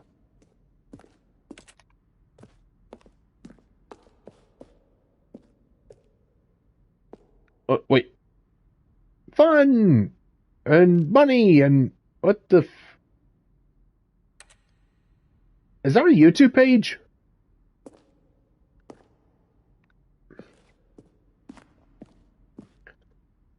And is that a Tron room? Alien base Warzone. Early in development, we designed an ending where Stanley would end up on a battlefield fighting aliens. The action game would become sentient and would wage war against the narrator. We realized shortly after starting to build it that it was far too jokey and on the nose for the tone of the game. Plus, some people interpreted it as making fun of people who like shooters, which was not our intention.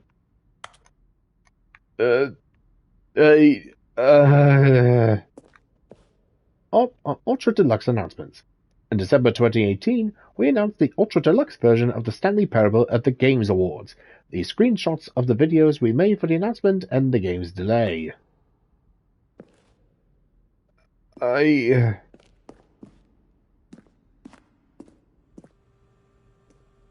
Wow, congratulations. Love the game. Greetings, Automated Voice. I want to tell you I like the Stanley Parable as much as I like seeing a horrendously small badger in swim trunks. Indeed, I watched it as much as from Wong Young. Let's see. Under Olivia Klein, who died in the Libya crisis, and let's see, here in Hong Kong, and the bank director. Let's see. Dead Strong Bad. How do you type with boxing gloves on? Dead Strong Bad. Montgomery Jones, The Lights. What did the lights in the control room do? I really want to know. Montgomery Jones.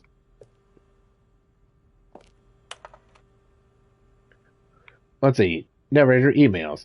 After the second trailer, we asked people to email the narrator for questions. While we had initially planned to use these further promotional materials, we never found the perfect use for them. Here are a selection of those emails.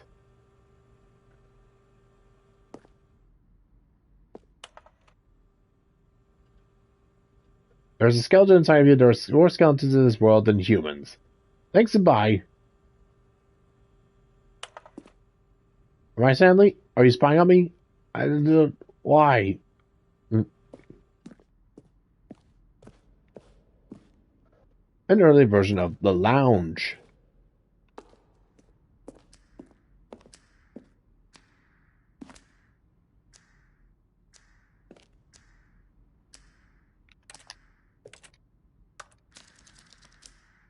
In a previous version of the choice ending to the apartment ending, a timer would give you 15 seconds to pick up the phone. Not picking up the phone would lead to a different ending.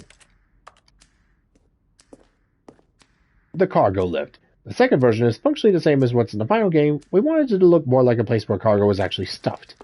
The cargo lift. The cargo lift was always intended to offer the choice of staying or jumping to a different path.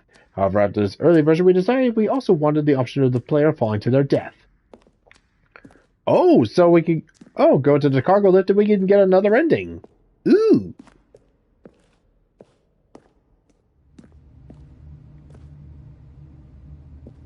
Stanley's Office. From left to right, the evolution of Stanley's Office over time. The first was created in November 2011, second in March 2012, the third in February 2013.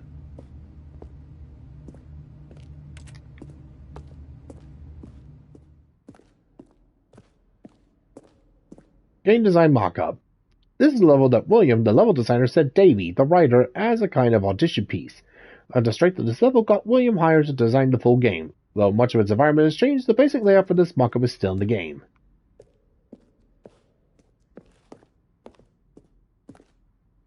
An early version of the Countdown Room.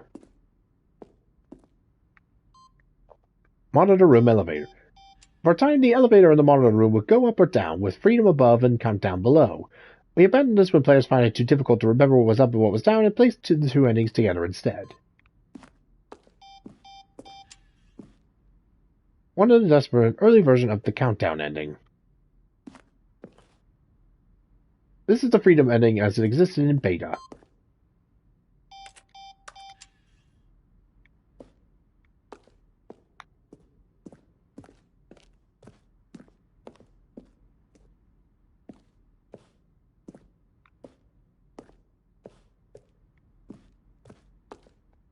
Zending. Oh, the screenshot depicts an early version of the ending known as the Zending, which is eventually could emerge with another part of the game. Yeah, because it looks... Yeah, I know this was built on the Half-Life 2 engine, but yeah, this is definitely looking a little too portally for my taste. These levers were originally part of the Zending. The player would pull a lever, and the narrator would describe what color they pulled.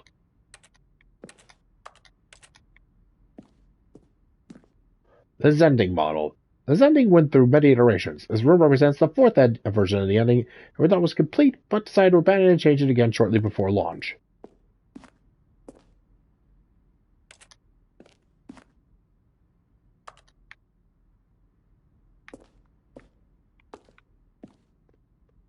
For a long time, we had an ending that only ended when the player restarted for the escape menu. Unfortunately, very few players realized what they were supposed to do, which was frustrating for everyone.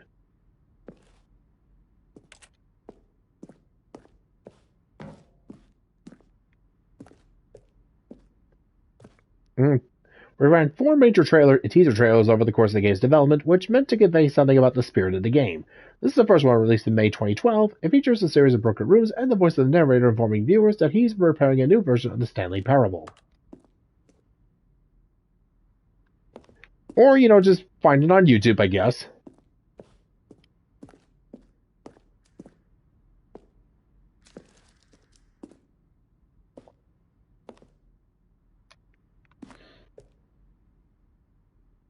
Alright. One option. A doorway to maintenance in the lounge. 2 options. 2 doorways to maintenance. And let's see.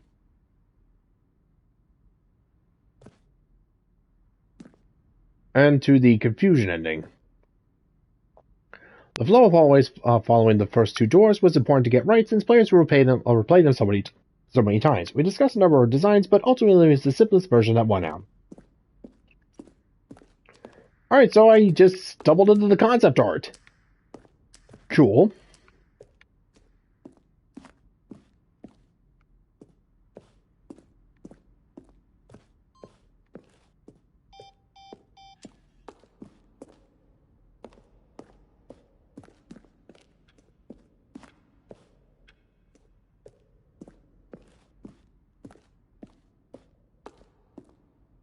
And screens for the development of the boss's office.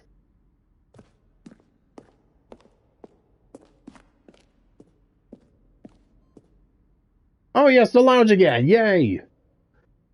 An early version of the underground portion of the game. Nothing there. Shoot. Well, try the other one then. Now look closely, Stanley. See how it's impossible for the player to do anything in this room.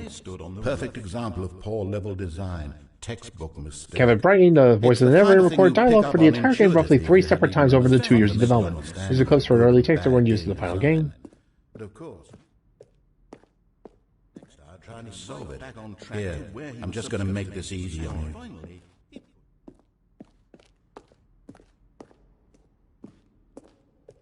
I don't know about you guys, but I think I found everything here.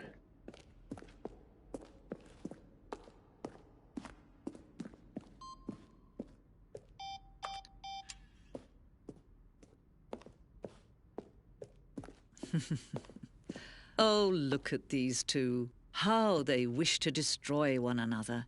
How they wish to control one another. How they both wish to be free.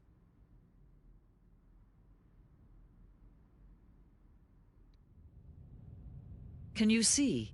Can you see how much they need one another? No, perhaps not. Sometimes these things cannot be seen. But listen to me. You can still save these two. You can stop the program before they both fail. Turn off your PlayStation. There's no other way to beat this game. As long as you move forward, you'll be walking someone else's path. Stop now and it'll be your only true choice. Whatever you do, choose it. Don't let time choose for you. Don't let...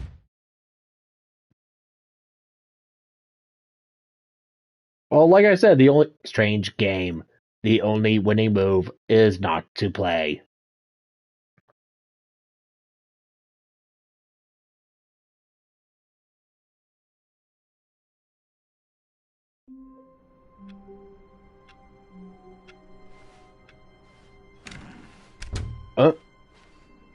This is new. When Stanley came to a set of 2 open doors, he entered the door on his left. This was not the correct way to the meeting room, and Stanley knew it perfectly well. Perhaps he wanted to stop by the employee lounge first, just to admire it.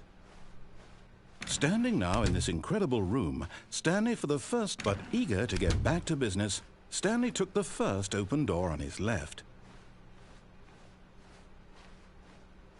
Stanley was so bad at following directions, it's incredible he wasn't fired years ago. Look, Stanley, I think perhaps we've gotten off on the wrong foot here. I'm not your enemy, really, I'm not. I realize that investing your trust in someone else can be difficult, but the fact is that the story has been about nothing but you all this time. There's someone you've been neglecting, Stanley. Someone you've forgotten about. What?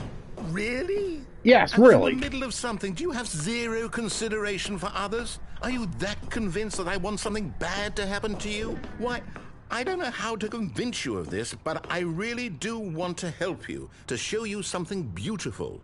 Look, let me prove it. Let me prove that I'm on your side. Give me a chance. Yeah, how about no?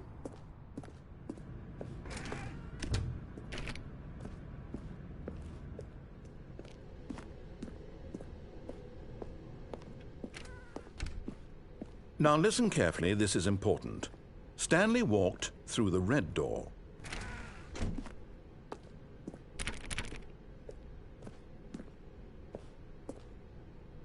No, I want to go through the blue door. Perhaps you misunderstood. Stanley walked through the red door. Blue. I still don't think we're communicating properly. Stanley walked through the red door. I'm colorblind. Screw you. All right, fine. Go ahead, Stanley. You want to know so badly what's out there? You want to find out what lies at the end of this road you've chosen? Well, don't let me stop you. You see? There's nothing here. I haven't even finished building this section of the map, because you were never supposed to be here in the first place. Broken rooms, exposed developer textures. Is this what you had wanted? Was it worth ruining the entire story I had written out specifically for you? Do you not think I put a lot of time into that? Because I did. And in the end, it was all for nothing, because this is what you wanted to see. Help me here, Stanley. Help elucidate these strange and unknowable desires of yours. What would have made this game better? What did you want to see? Vehicles? Skill trees? Work with me. You've given me absolutely nothing so far. Tell you what, let me take a stab in the dark at a new design, and you can give me some feedback. There we go. A third option. This already feels leaps ahead of where we were before. Go ahead, Stanley. Take it for a spin.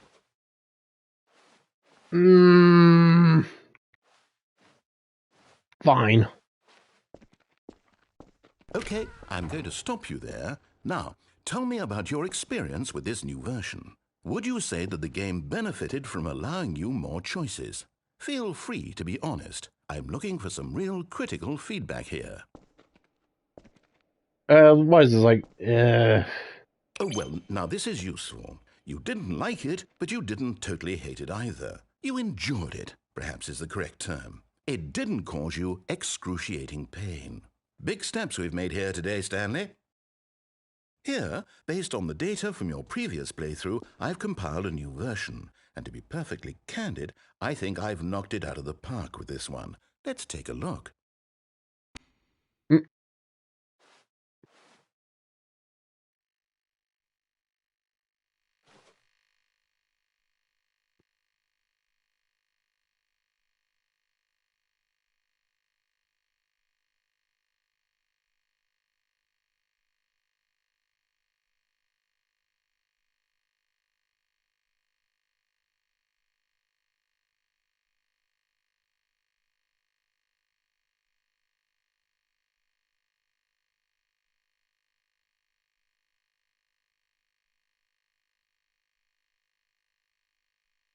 I have not been playing for 7 hours. Screw you.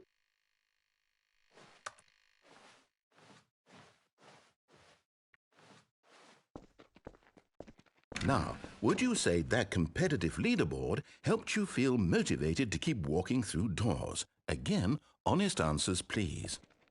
Look, I'm just going to go through this either way, so... Hey, I nearly forgot. I've got a prototype of a new game I've been working on, and now would be a lovely opportunity to give it some play testing. You wouldn't mind taking a look at it, would you? Like Perfect. I have a choice. Let me boot it up. In this game, the baby crawls left towards danger. You click the button to move him back to the right, and if he reaches the fire, you fail. What It's a very meaningful game, all about the desperation and tedium of endlessly confronting the demands of family life. I think the art world will really take notice. But of course, the message of the game only becomes clear once you've been playing it for about 4 hours. So why don't you give it 4 hours of play to make sure it's effective? How about Be sure to keep notes on your experience.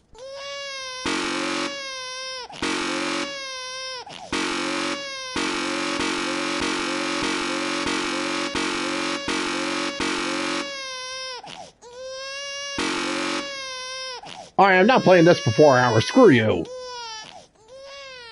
You heartless bastard. Did you do it because you hate babies or purely to spite me? Despite you. If it's the latter, well, I don't know what to do. I'm completely out of ideas. I can't think of a single thing that might improve the experience for me. I'm not even going to try. I'm out. I'm done. It's over. Thank you for playing. Your input was extremely valuable. Oh, hey, since my game was so awful, why don't we play someone else's game, just to ease the pain? Let's see. What do we have here? Yes, this seems like it'll work. Let's give it a shot.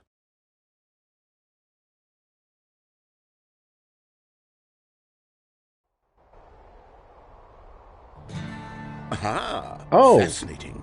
What do you think this game is about, Stanley? What's our backstory? What is our motivation? Well, it seems obvious to me that you are meant to play as a creepy man spying on innocent civilians below you from up high in your creep tower, perhaps for some sort of twisted erotic purpose. Yes, that must be it. What a fascinating venture into the experience of total mental depravity. So far, I love everything about this game, Stanley. Yeah, you and would. It seems there's even more. Come, let's venture outward and see what else is out there. And those weird S's that kids used to draw back in high school. What the hell? What is this? I forget what this game's called. Firestarter? Firewatch? Hold on.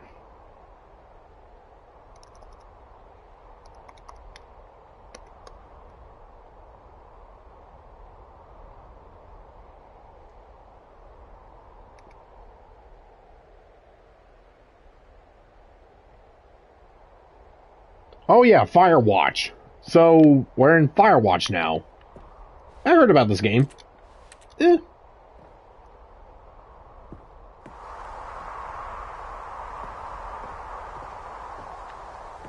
Alright, fine, narrator. Let's play some Firewatch.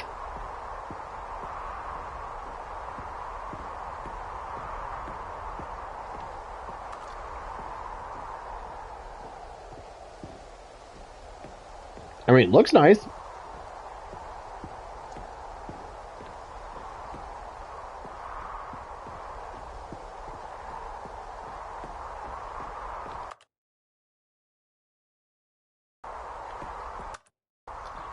Oh, no. No, it can't be.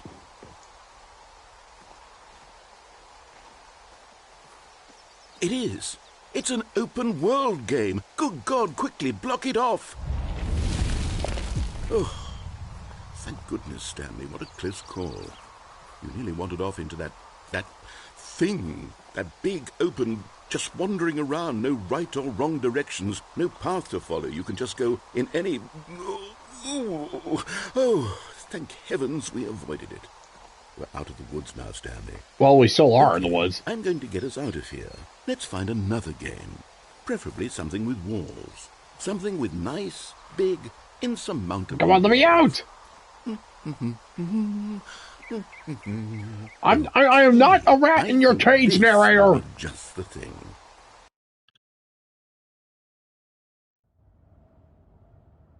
Rocket League? Wonderful. See, this is exactly what I had in mind. Just a nice big box for you to run around in. There isn't any possibility that you could get lost here. Now this is game design.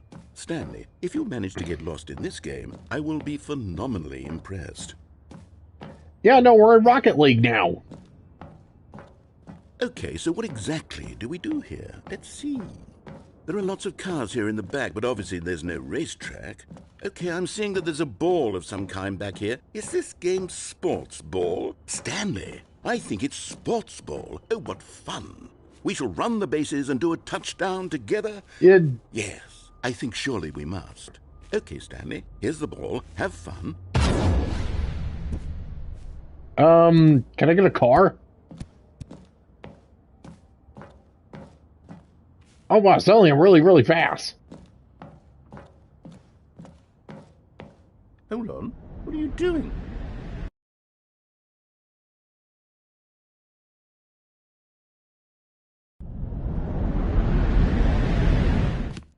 Stanley, don't do that. I can't follow you there. I can't help you. How will you write a story without me? You can't do it. You know that. Stanley, come back.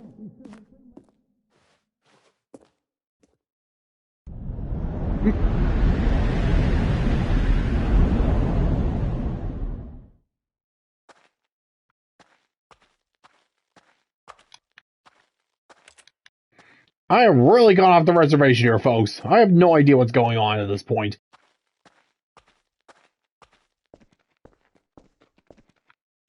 Am I stuck in a pre-alpha now?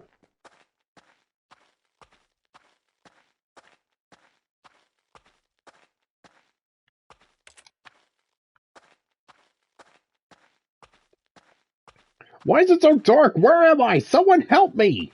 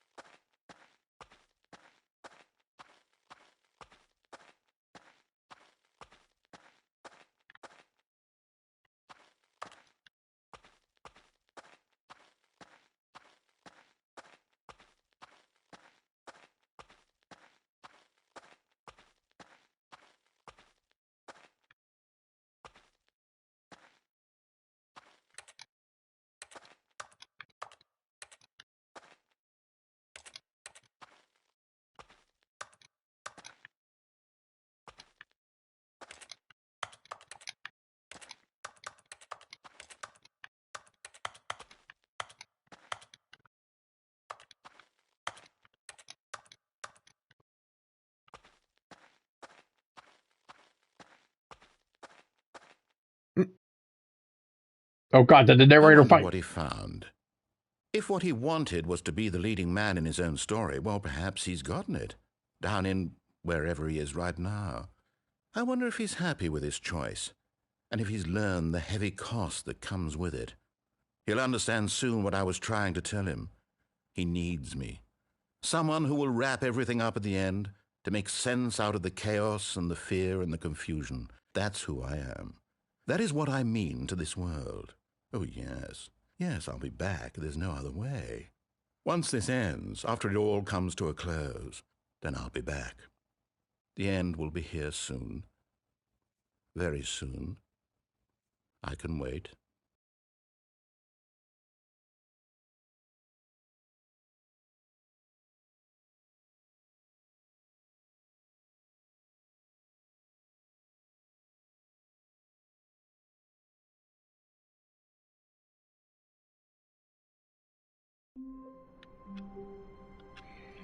Oh god, there's no end to this.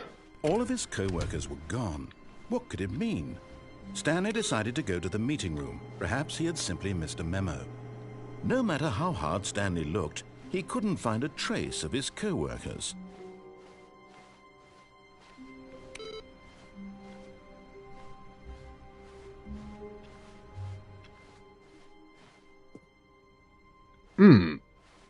New content, eh? When Stanley came to a set of 2 open doors, he entered the door on his left. Alright, you know what? Alright, fine. You know what? I'll do what you want, narrator. I'll see where you're going with this. I'll indulge you. I'll humor you. Feeling a wave of disbelief, Stanley decided to go up to his boss's office. Coming to a staircase, Stanley walked upstairs to his boss's office.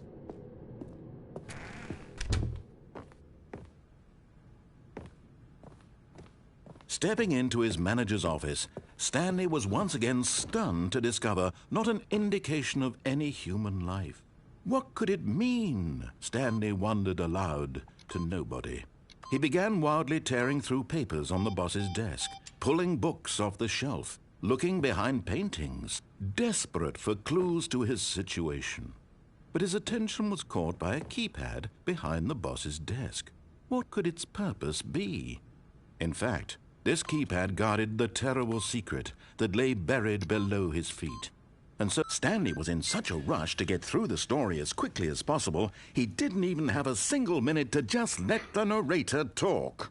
That kind of anxiety isn't healthy, so he relaxed for a few moments with some calming new age music. God, even when I'm trying to rush!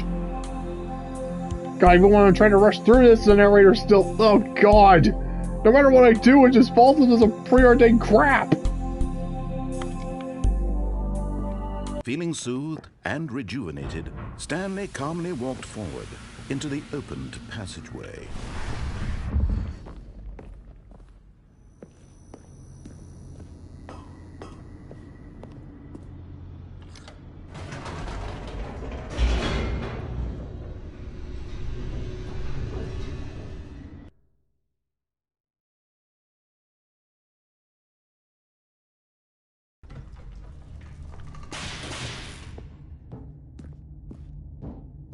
Stanley walked straight ahead through the large door that read Mind Control Facility.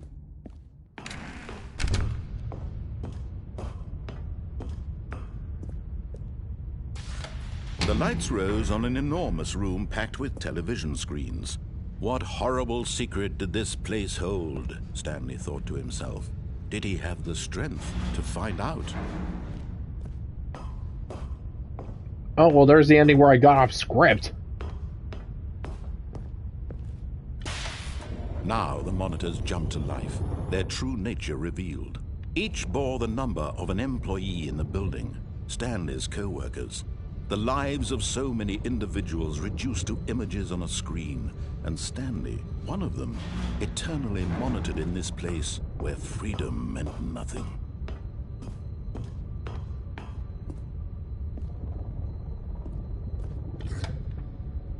This mind control facility, it was too horrible to believe. It couldn't be true. Had Stanley really been under someone's control all this time? Was this the only reason he was happy with his boring job? That his emotions had been manipulated to accept it blindly? No, he refused to believe it. He couldn't accept it. His own life in someone else's control? Never! It was unthinkable. Wasn't it? Was it even possible? Had he truly spent his entire life utterly blind to the world? Shock, gas! Here was the proof. The heart of the operation. Controls labeled with emotions. Happy, or sad, or content. Walking, eating, working. All of it monitored and commanded from this very place. And as the cold reality of his past began to sink in, Stanley decided that this machinery would never again exert its terrible power over another human life. For he would dismantle the controls once and for all.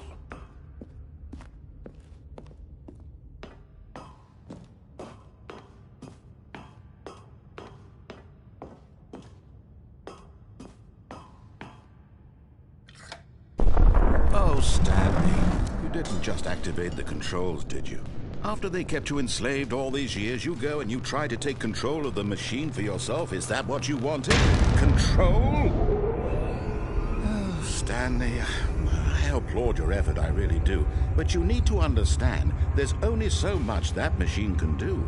You were supposed to let it go, turn the controls off, and leave. If you want to throw my story off track, you're going to have to do much better than that. Oh, believe me, I tried. You don't have nearly the power you think you do. For example, and I believe you'll find this pertinent, Stanley suddenly realized he had just initiated the network's emergency detonation system. In the event that this machine is activated without proper DNA identification, Oh, you're just pulling them. nuclear detonators are set to explode, eliminating the entire complex. How long until detonation then? Let's say, 2 minutes. Ah, now this is making things a little more fun, isn't it, Stanley? It's your time to shine. You are the star. It's your story now. Shape it to your heart's desires. Oh, this is much better than what I had in mind. What a shame we have so little time left to enjoy it. Mere moments until the bomb goes off. But what precious moments each one of them is. More time to talk about you, about me, where we're going, what all this means. I barely know where to start. What's that? You'd like to know where your co-workers are? A moment of solace before you're obliterated? All right, I'm in a good mood. You're gonna die anyway. I'll tell you exactly what happened to them. I erased them. I turned off the machine. I set you free. Of course, that was merely in this instance of the story. Sometimes when I tell it, I simply let you sit there in your office forever, pushing buttons endlessly and then dying alone. Other times, I let the office sink into the ground, swallowing everyone inside, or I let it burn to a crisp. I have to say this, though, this version of events has been rather amusing. Watching you try to make sense of everything and take back the control wrested away from you, it's quite rich. I almost hate to see it go. But I'm sure whatever I come up with on the next go-around will be even better. My goodness, only 34 seconds left. But I'm enjoying this so much. You know what? To hell with it. I'm going to put some extra time on the clock, why not? These are precious additional seconds, Stanley. Time doesn't grow on trees. Oh dear me, what's the matter, Stanley? Is it that you have no idea where you're going or what you're supposed to be doing right now? Or did you just assume when you saw that timer that something in this room was capable of turning it off? I mean, look at you. Running from button to button, screen to screen, clicking on every little thing in this room. These numbered buttons, no, these colored ones. Oh, screw off! This big red button, or this door. Everything, anything, something here will save me. Why would you think that, Stanley? That this video game can be beaten? Won? Solved? Do you have any idea what your purpose in this place is? Stanley, you're in for quite a disappointment. But here's a spoiler for you. That timer isn't a catalyst to keep the action moving along.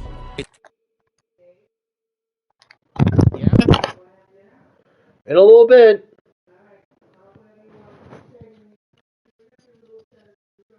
Okay.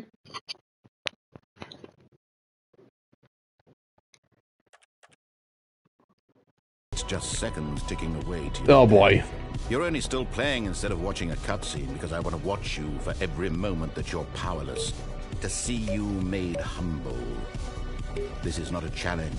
It's a tragedy. You wanted to control this world, that's fine. But I'm going to destroy it first, so you can't. Take a look at the clock, Stanley. That's 30 seconds you have left to struggle. 30 seconds until a big boom and then nothing. No ending here, just you being blown to pieces. Will you cling desperately to your frail life, or will you let it go peacefully? Another choice.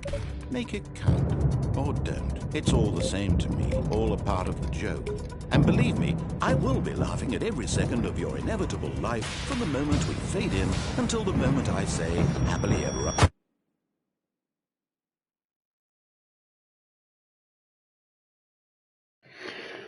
What even is this?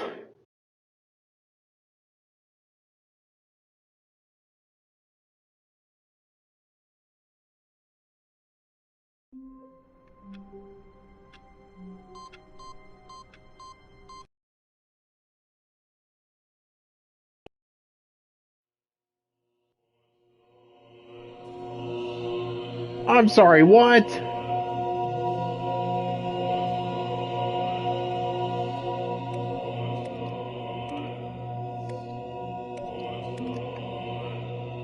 I'm in heaven now?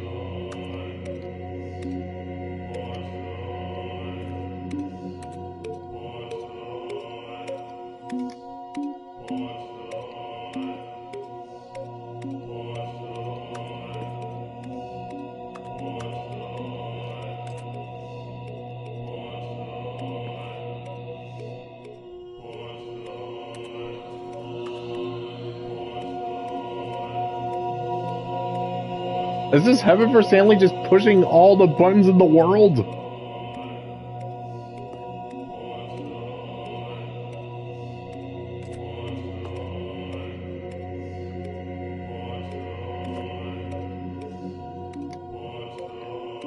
Is this really what I am? Just a trained circus chimp?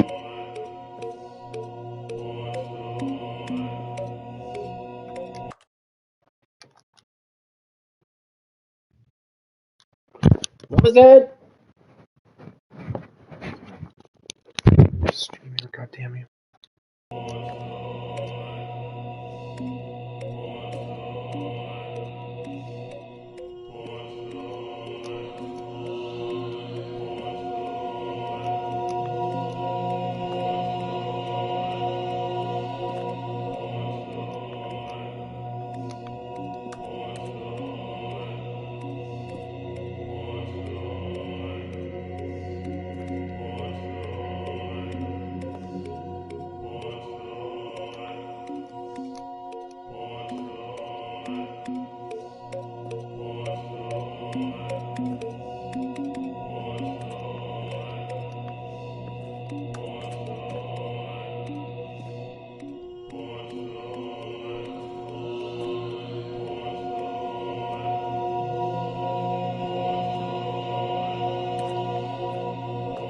Oh god, I'm stuck in here, aren't I?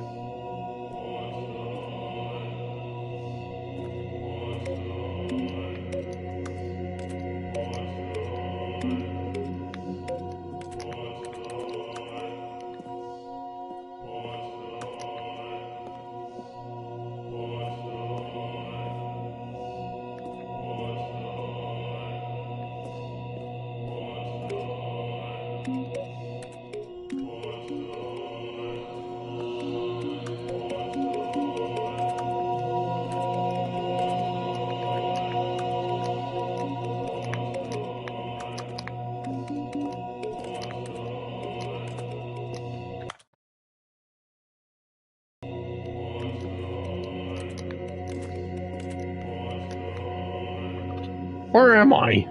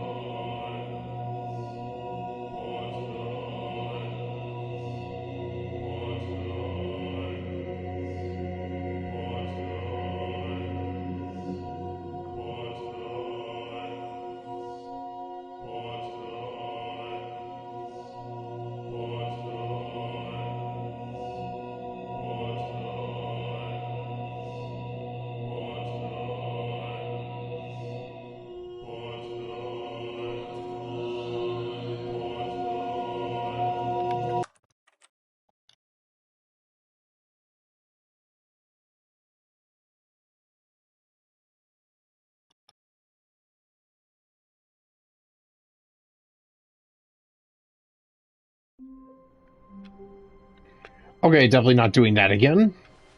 Stanley knew the office layout like the back of his hand. It was only a matter of time before he found the others, wherever they were. Just a matter of time.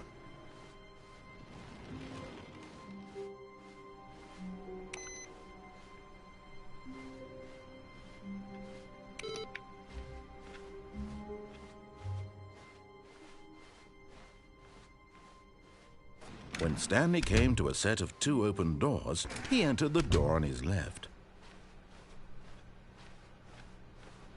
Okay, fine, narrator. I already played through you. There was not a single person here either. Feeling a wave of disbelief, Stanley decided to go up to his boss's. Coming to a staircase, Stanley walked upstairs to his boss's office.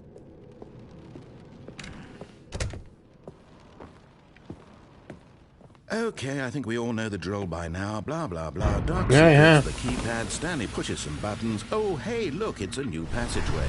Quelle surprise. Hooray, yeah, look, we already know this one, narrator. We know the drill.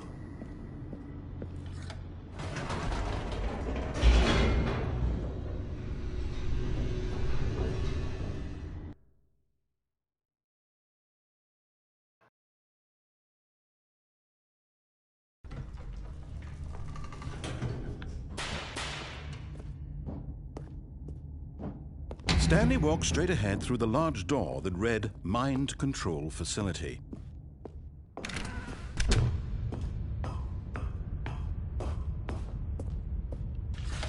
The lights rose on an enormous room packed with television screens. What horrible secret did this place hold? Stanley thought to himself. Did he have the strength to find out?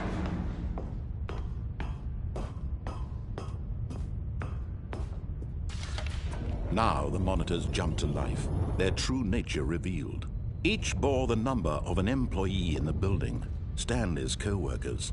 The lives of so many individuals reduced to images on a screen, and Stanley, one of them, eternally monitored in this place where freedom meant nothing.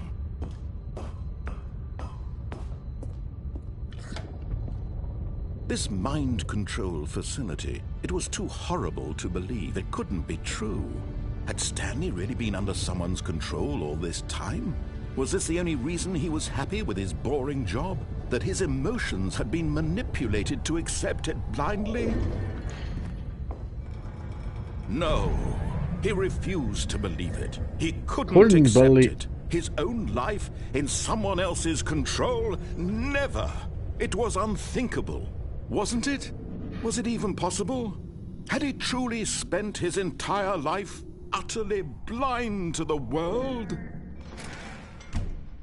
But here was the proof, the heart of the operation. Controls labeled with emotions, happy or sad or content. Walking, eating, working, all of it monitored and commanded from this very place. And as the cold reality of his past began to sink in, Stanley decided that this machinery would never again exert its terrible power over another human life. For he would dismantle the controls once and for all.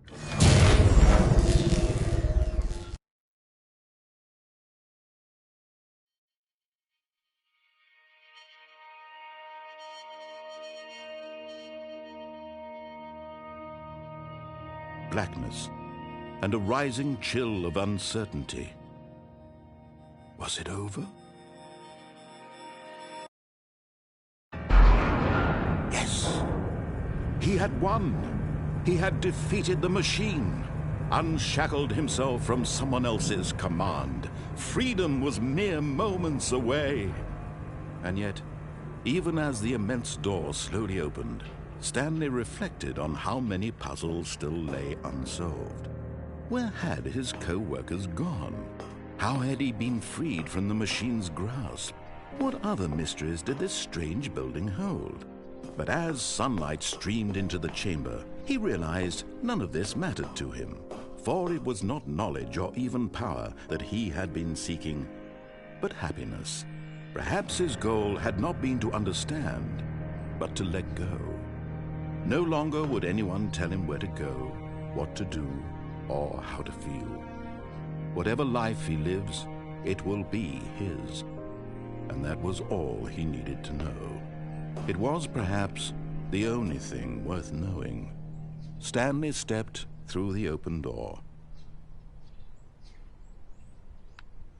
Stanley felt the cool breeze upon his skin, the feeling of liberation, the immense possibility of the new path before him. This was exactly the way, right now, that things were meant to happen. And Stanley was happy.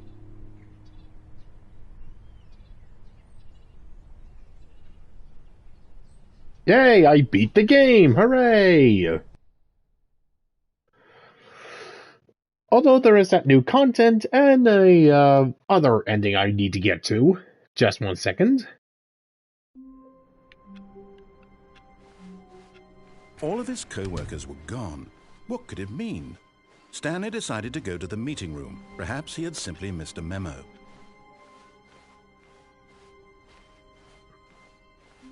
When Stanley came to a set of 2 open doors, this was not the correct way to the meeting room, and Stanley knew it perfectly well.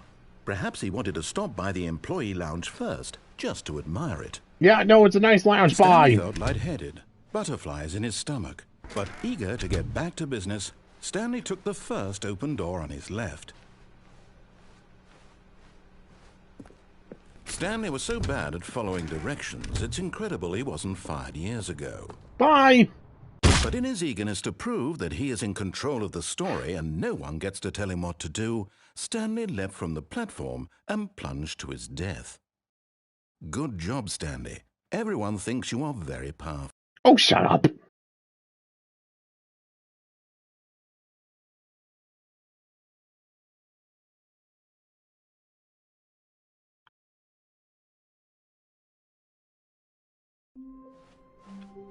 All of his co-workers were gone. What could it mean? Stanley decided to go to the meeting room. Perhaps he had Yeah, I know simply there's missed another a trophy memo. to get here. When Stanley came to a set of 2 open... This was not the correct way to the meeting room, and Stanley knew it perfectly well. Perhaps he wanted to stop by the employee lounge first, just to admire it. The lounge was grand, majestic, perhaps... But eager to get back to business, Stanley took the first open door on his left. Stanley was so bad at following directions, it's incredible he wasn't fired years ago. But in his eagerness to prove that he is in control of the story and no one gets to tell him what to do, Stanley leapt from the platform and plunged to his death. Good job, Stanley. Everyone thinks you are very powerful. Oh, just shut up.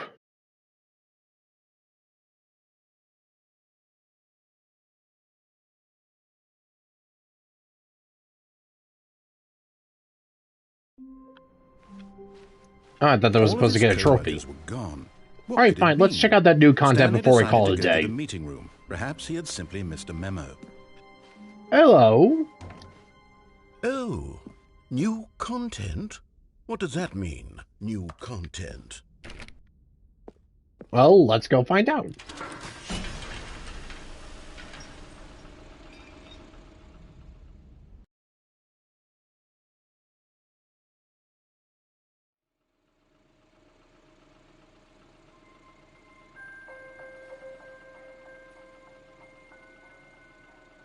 Hello, and thank you for playing the Stanley Parable Ultra Deluxe.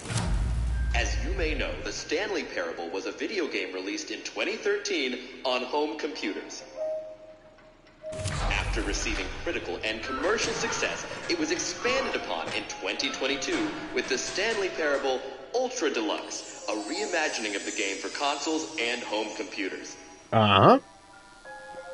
The Stanley Parable Ultra Deluxe features exciting new content that broadens and expands the world of the Stanley Parable, delighting audiences the world over.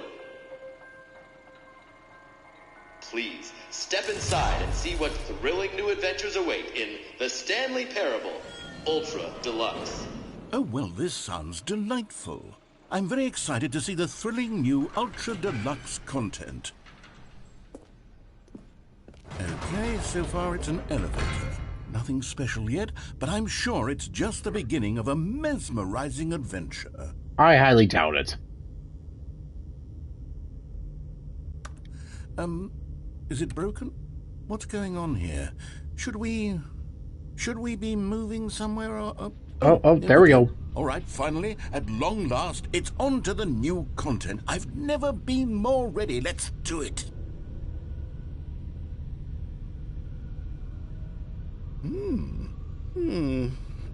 I have to say, initial impressions of Stanley Parable Ultra Deluxe, mostly tedious. It's as if, Oh, okay. Let's see the content. Gimme the content, Stanley. All right, let's see. It's the jump circle? Jump circle. Wait, we can actually jump here? I thought we couldn't jump before.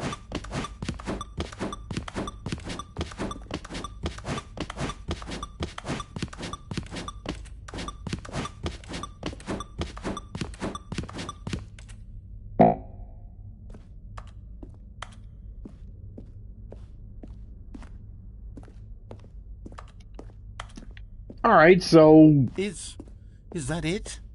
Surely that's not all the new content. There has to be something else, right? Maybe the new content's behind the store. Or maybe they're just screwing with us again. Goodness. Another elevator. Stanley, I have to say, initial impressions of this game are not positive. It's just elevators and jumping. Is this what passes for exciting new content? If this is new content, then I could just read you the whole dictionary. There's 20 hours of new content right there. Hell, I could counter 30 trillion. You could put that on the box. The Stanley Parable Ultra Deluxe, now with over 1,000 hours of new content. And oh, wait, there's more. Very good. Yes. I knew there had to be something else. Let's see it. I'm ready for whatever it is. That's it? What? Oh, you've got to be kidding me. You see, Stanley? This is what happens when greedy video game developers with no respect for their fan base rush a cheap expansion to market for no reason other than to make an easy dollar. And don't get me started on the level of craftsmanship that's gone into it. In fact, I'm looking right now at the game's trophies, and it's hard to believe one of them actually says, "Test trophy, please ignore." What quality assurance department signed off on this?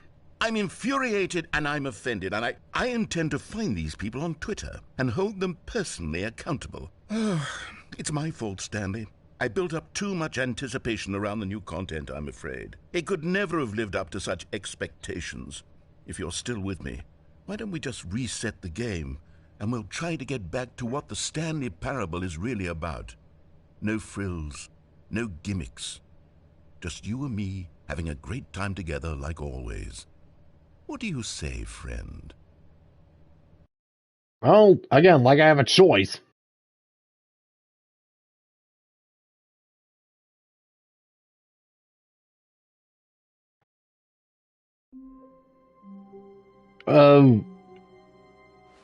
Wait a minute.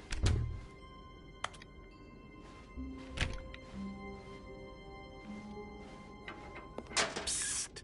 Stanley! Come over here! In the vent! I want to show you something!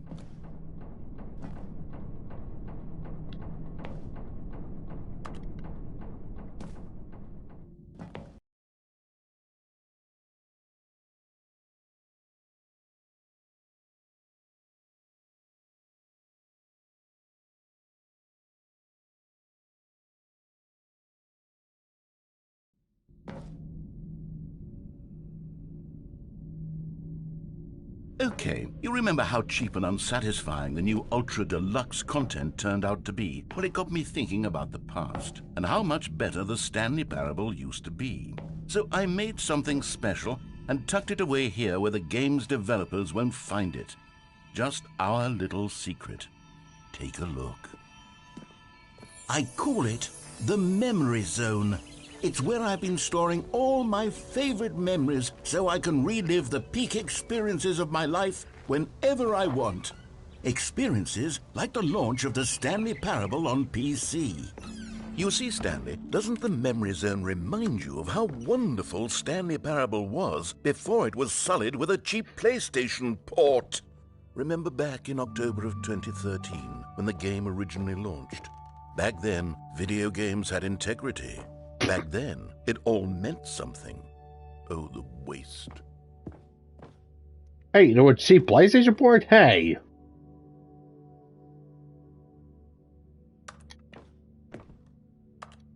Hey, I would be playing this if it wasn't for this PlayStation port. Screw you!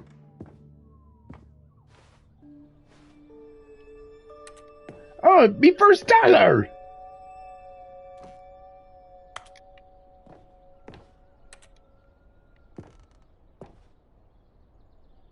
Let's see, go outside, don't play for 5 years.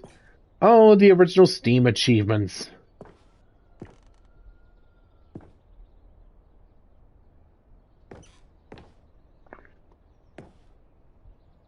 A new video game releasing today. New York Times.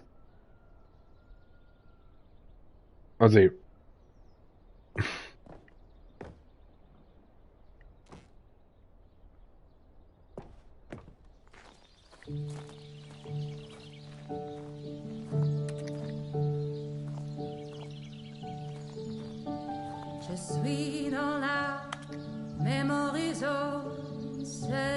Oh, is that a little hamster? Or a cat?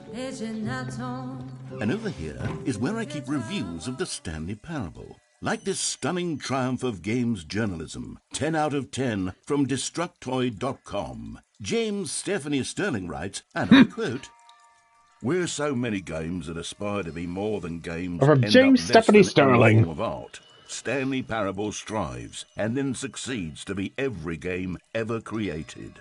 Did you hear that, Stanley? Every game ever created. That's how grand and all-encompassing the original Stanley Parable was.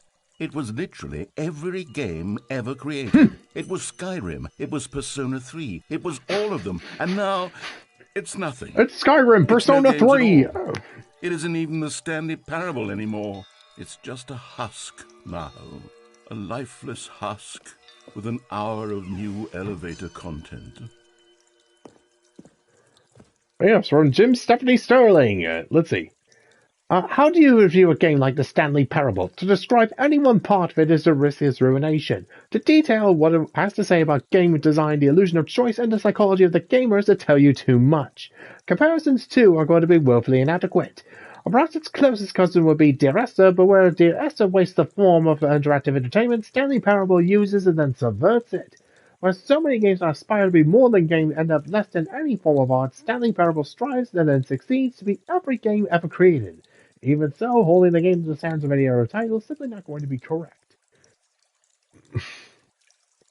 Games rated 10 out of 10 are perfect since nothing is, but they come as close as you can with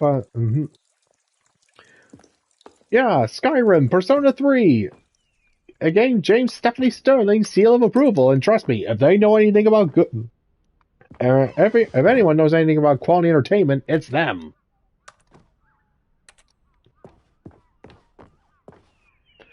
You know, I wonder if they actually did see this part and they got a huge laugh at it. It's like, ha!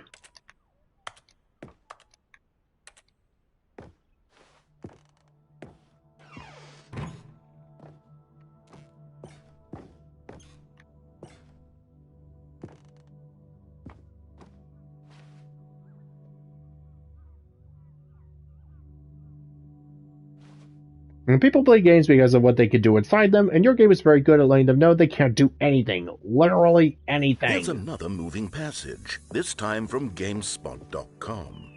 The Stanley Parable is both a richly stimulating commentary on the nature of choice in games, and one that offers some of the most enjoyable, surprising, and rewarding choices I've ever been confronted with in a game. 9 out of 10. Don't you get it, Stanley? The game was perfect.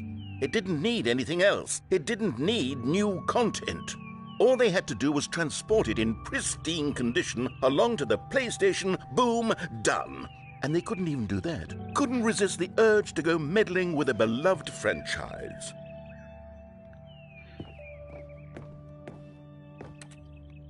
Well, I mean, to be fair, at least I got this on sale, so, you know.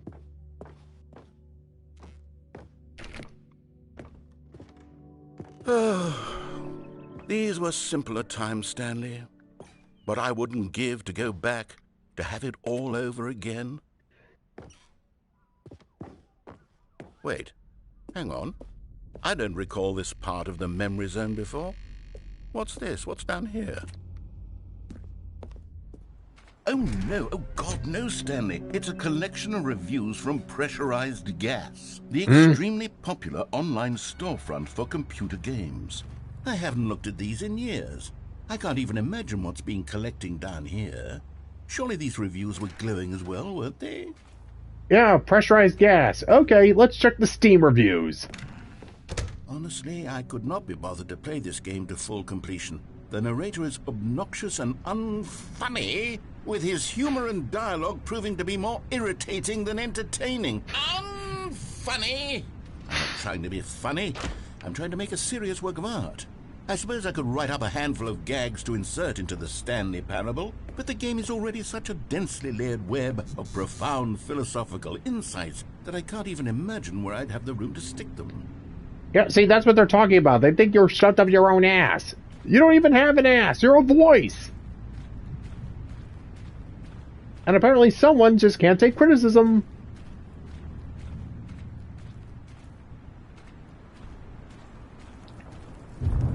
Well, at least you managed to find a negative review that isn't covered in, like, transphobia and hate speech or something like that. Okay, let's see what this one says. While the idea for the game is good, for someone who prefers non-linear games, this preachiness gets annoying fast. Preachy? Stanley? I'm not preachy, am I? A little bit. You can tell me if I'm preachy. Honestly, you can. Oh, goodness. This is actually quite shocking for me. Well, to be honest, I had always thought of the game's dialogue as being rather terse to begin with. You can't know how much fluff I cut from the game to get it to feel as light and airy as it... Well, I always thought it did, but maybe it wasn't. Oh dear. What an awful memory to have to hold on to. These black marks on my otherwise unimpeachable track record. I feel like a failure. Like I let these people down. Perhaps the Stanley Parable isn't quite as sterling as I always remembered. What's this one got to say? You constantly have to stop doing anything so the narrator can catch up with his long-winded explanations of what's happening. I wish there was a skip button. A skip button? Well, yes. Yes, I think we can do that. If I'm truly too preachy, then maybe letting you skip ahead for just a moment, surely it couldn't hurt. Not if it means we can strike these negative reviews from the record. Only positive reviews of the Stanley Parable. That's my motto today, and it's always been my motto. I'd do anything for the customer, Stanley. Yes, a skip button we shall have.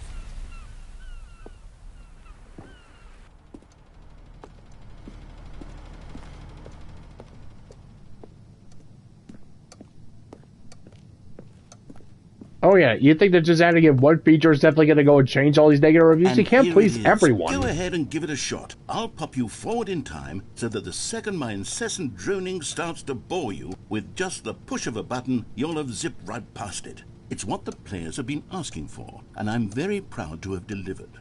No more listening to me rambling on and on and on. No. The Stanley Parable is a game for the people, and if the people want silence, then by goodness, that's what they're going to get. Well, don't sit around waiting for me to shut up. Go ahead and make me shut up. Here, we'll pretend that I've just begun an interminable monologue, and it goes something like this.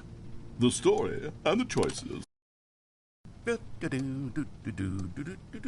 Oh, you're back, you see. You were only frozen in time for a few minutes, but it was plenty of time for me to deliver a long, rambling monologue full of unnecessary verbal flourishes and lengthy ruminations. Well there, sport. You really did catch me rambling on a bit, didn't you? But that's the power of the button. The minute I start to go off on a thoughtless display of self-absorption, it's right at your fingertips. Okay, welcome back, Stanley. Now, I should say that the amount of time the button has been skipping through is becoming longer and longer. That last one was, well, a bit concerning. I would say maybe 30, 45 minutes? It's not unendurable. Stanley, please don't push the button again. It's been 12 hours. What? You've just been frozen there. I don't know why the skips are getting longer, but they're really, truly getting... Oh, Stanley, you're back. You're back. Oh, my goodness. I have someone to talk to again. Stanley, I think it's been a week. Or 2 weeks. I've been sitting here all that time. Just sitting here.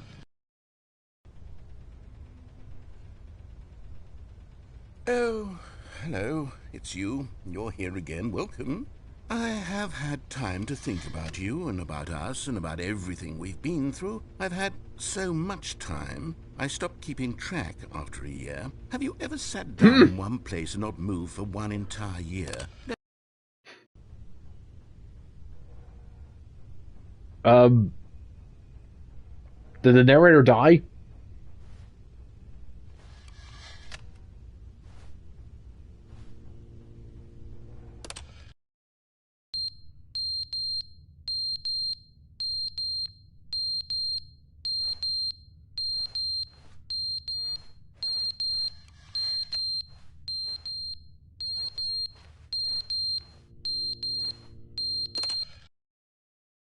But they didn't understand the game was never meant to be funny. It was meant to have a point. It was meant to speak to the human condition. But where are the jokes? Where are the jokes? They bemoaned, they screamed, they gnashed their teeth and said, entertainer.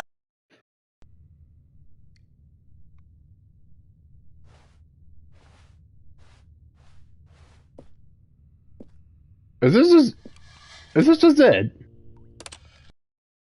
The end is never the end, is never the end, is never the end. And the narrator has gone completely insane. I think I've truly broken him. Is never the end, is never the end, is never the end, is never the end, is never the end, is never.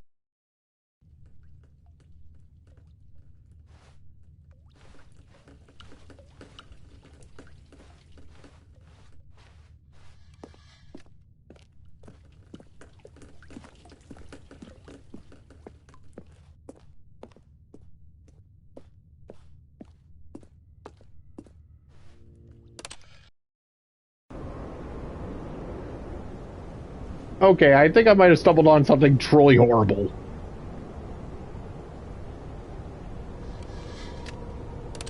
Oh, might as well keep digging down the rabbit hole.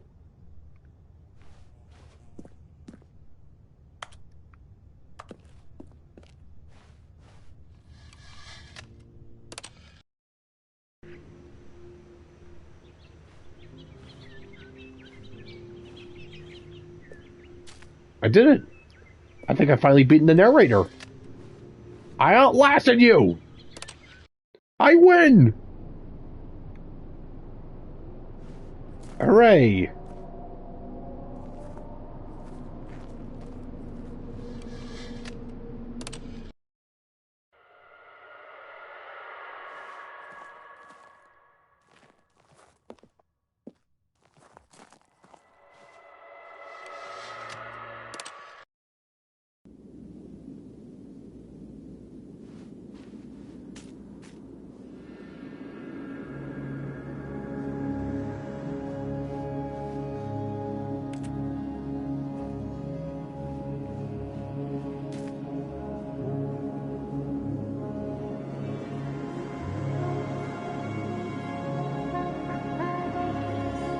Okay, am I in Journey now?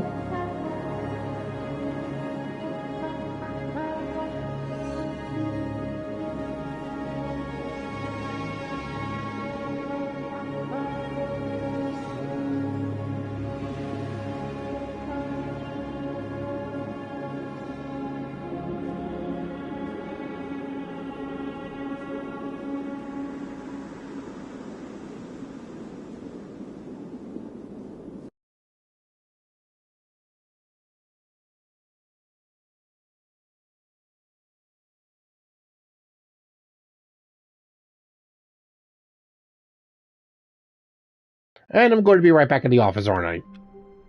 Yep.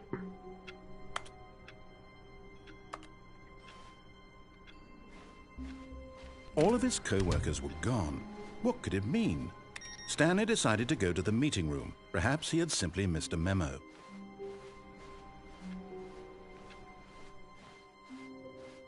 Yeah, new content! Oh, good. You noticed my sign. Yes, I have something very exciting to show you.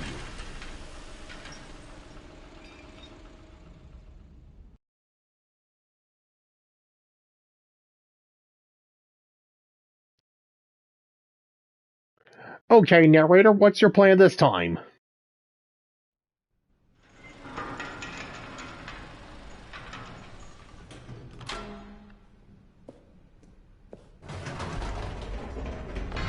You see, Stanley, I've been reflecting on the Stanley Parable and about how roundly disappointing this Ultra Deluxe version has turned out to be. The original Stanley Parable was a landmark, and any new content for it should live up to that legacy. So forget this Ultra Deluxe nonsense. I say we take it one step even further.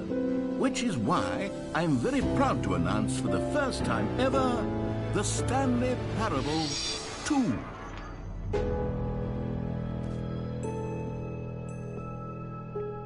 Yes, you see, isn't this far superior to a measly port with a few minor additions? Think of all the new territory we'll cover with a fully fledged sequel. An entirely new experience, built from the ground up. Why, there are so many possibilities. It could go in so many different directions. This is what fans have truly been asking for. Have they? Have they really? How do you make a sequel out of this, dude? What? Calling it the Stanley Parable 2 is just so much catchier than Ultra Deluxe, don't you think? Ultra Deluxe? What does it even mean? But the Stanley Parable 2, now that's an artistic statement right there. It's... Yeah? Hold on, coming.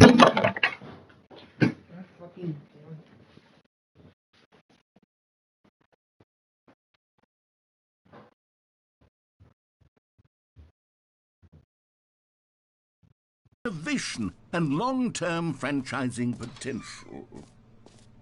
No, it doesn't. I haven't quite nailed down what exactly the Stanley Parable 2 is going to be, but let's take a look at some of the features I've been developing for it. I figure that if I can loosely organize a handful of interesting concepts, that surely the game will sort of naturally spring up around them. It'll all work itself out. Game development is much more of a fuzzy magic than anything scientific or logical, really. Yeah, no, that's the exact same attitude that BioWare has, and it did not work out well for them.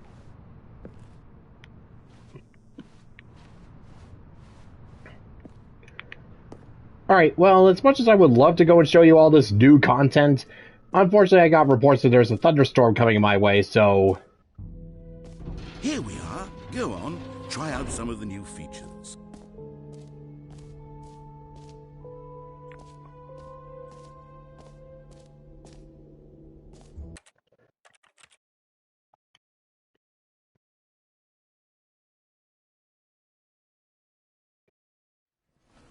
Yeah, no, as much as I would love to show you all this, again, thunderstorm coming my way, family's over, so gonna have to call it here.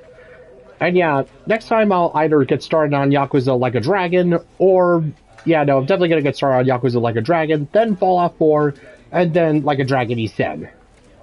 Alright, yeah, so till next time, folks, this is David Stream of Consciousness. Stay inside, stay safe, wear a mask, get vaccinated. Bye!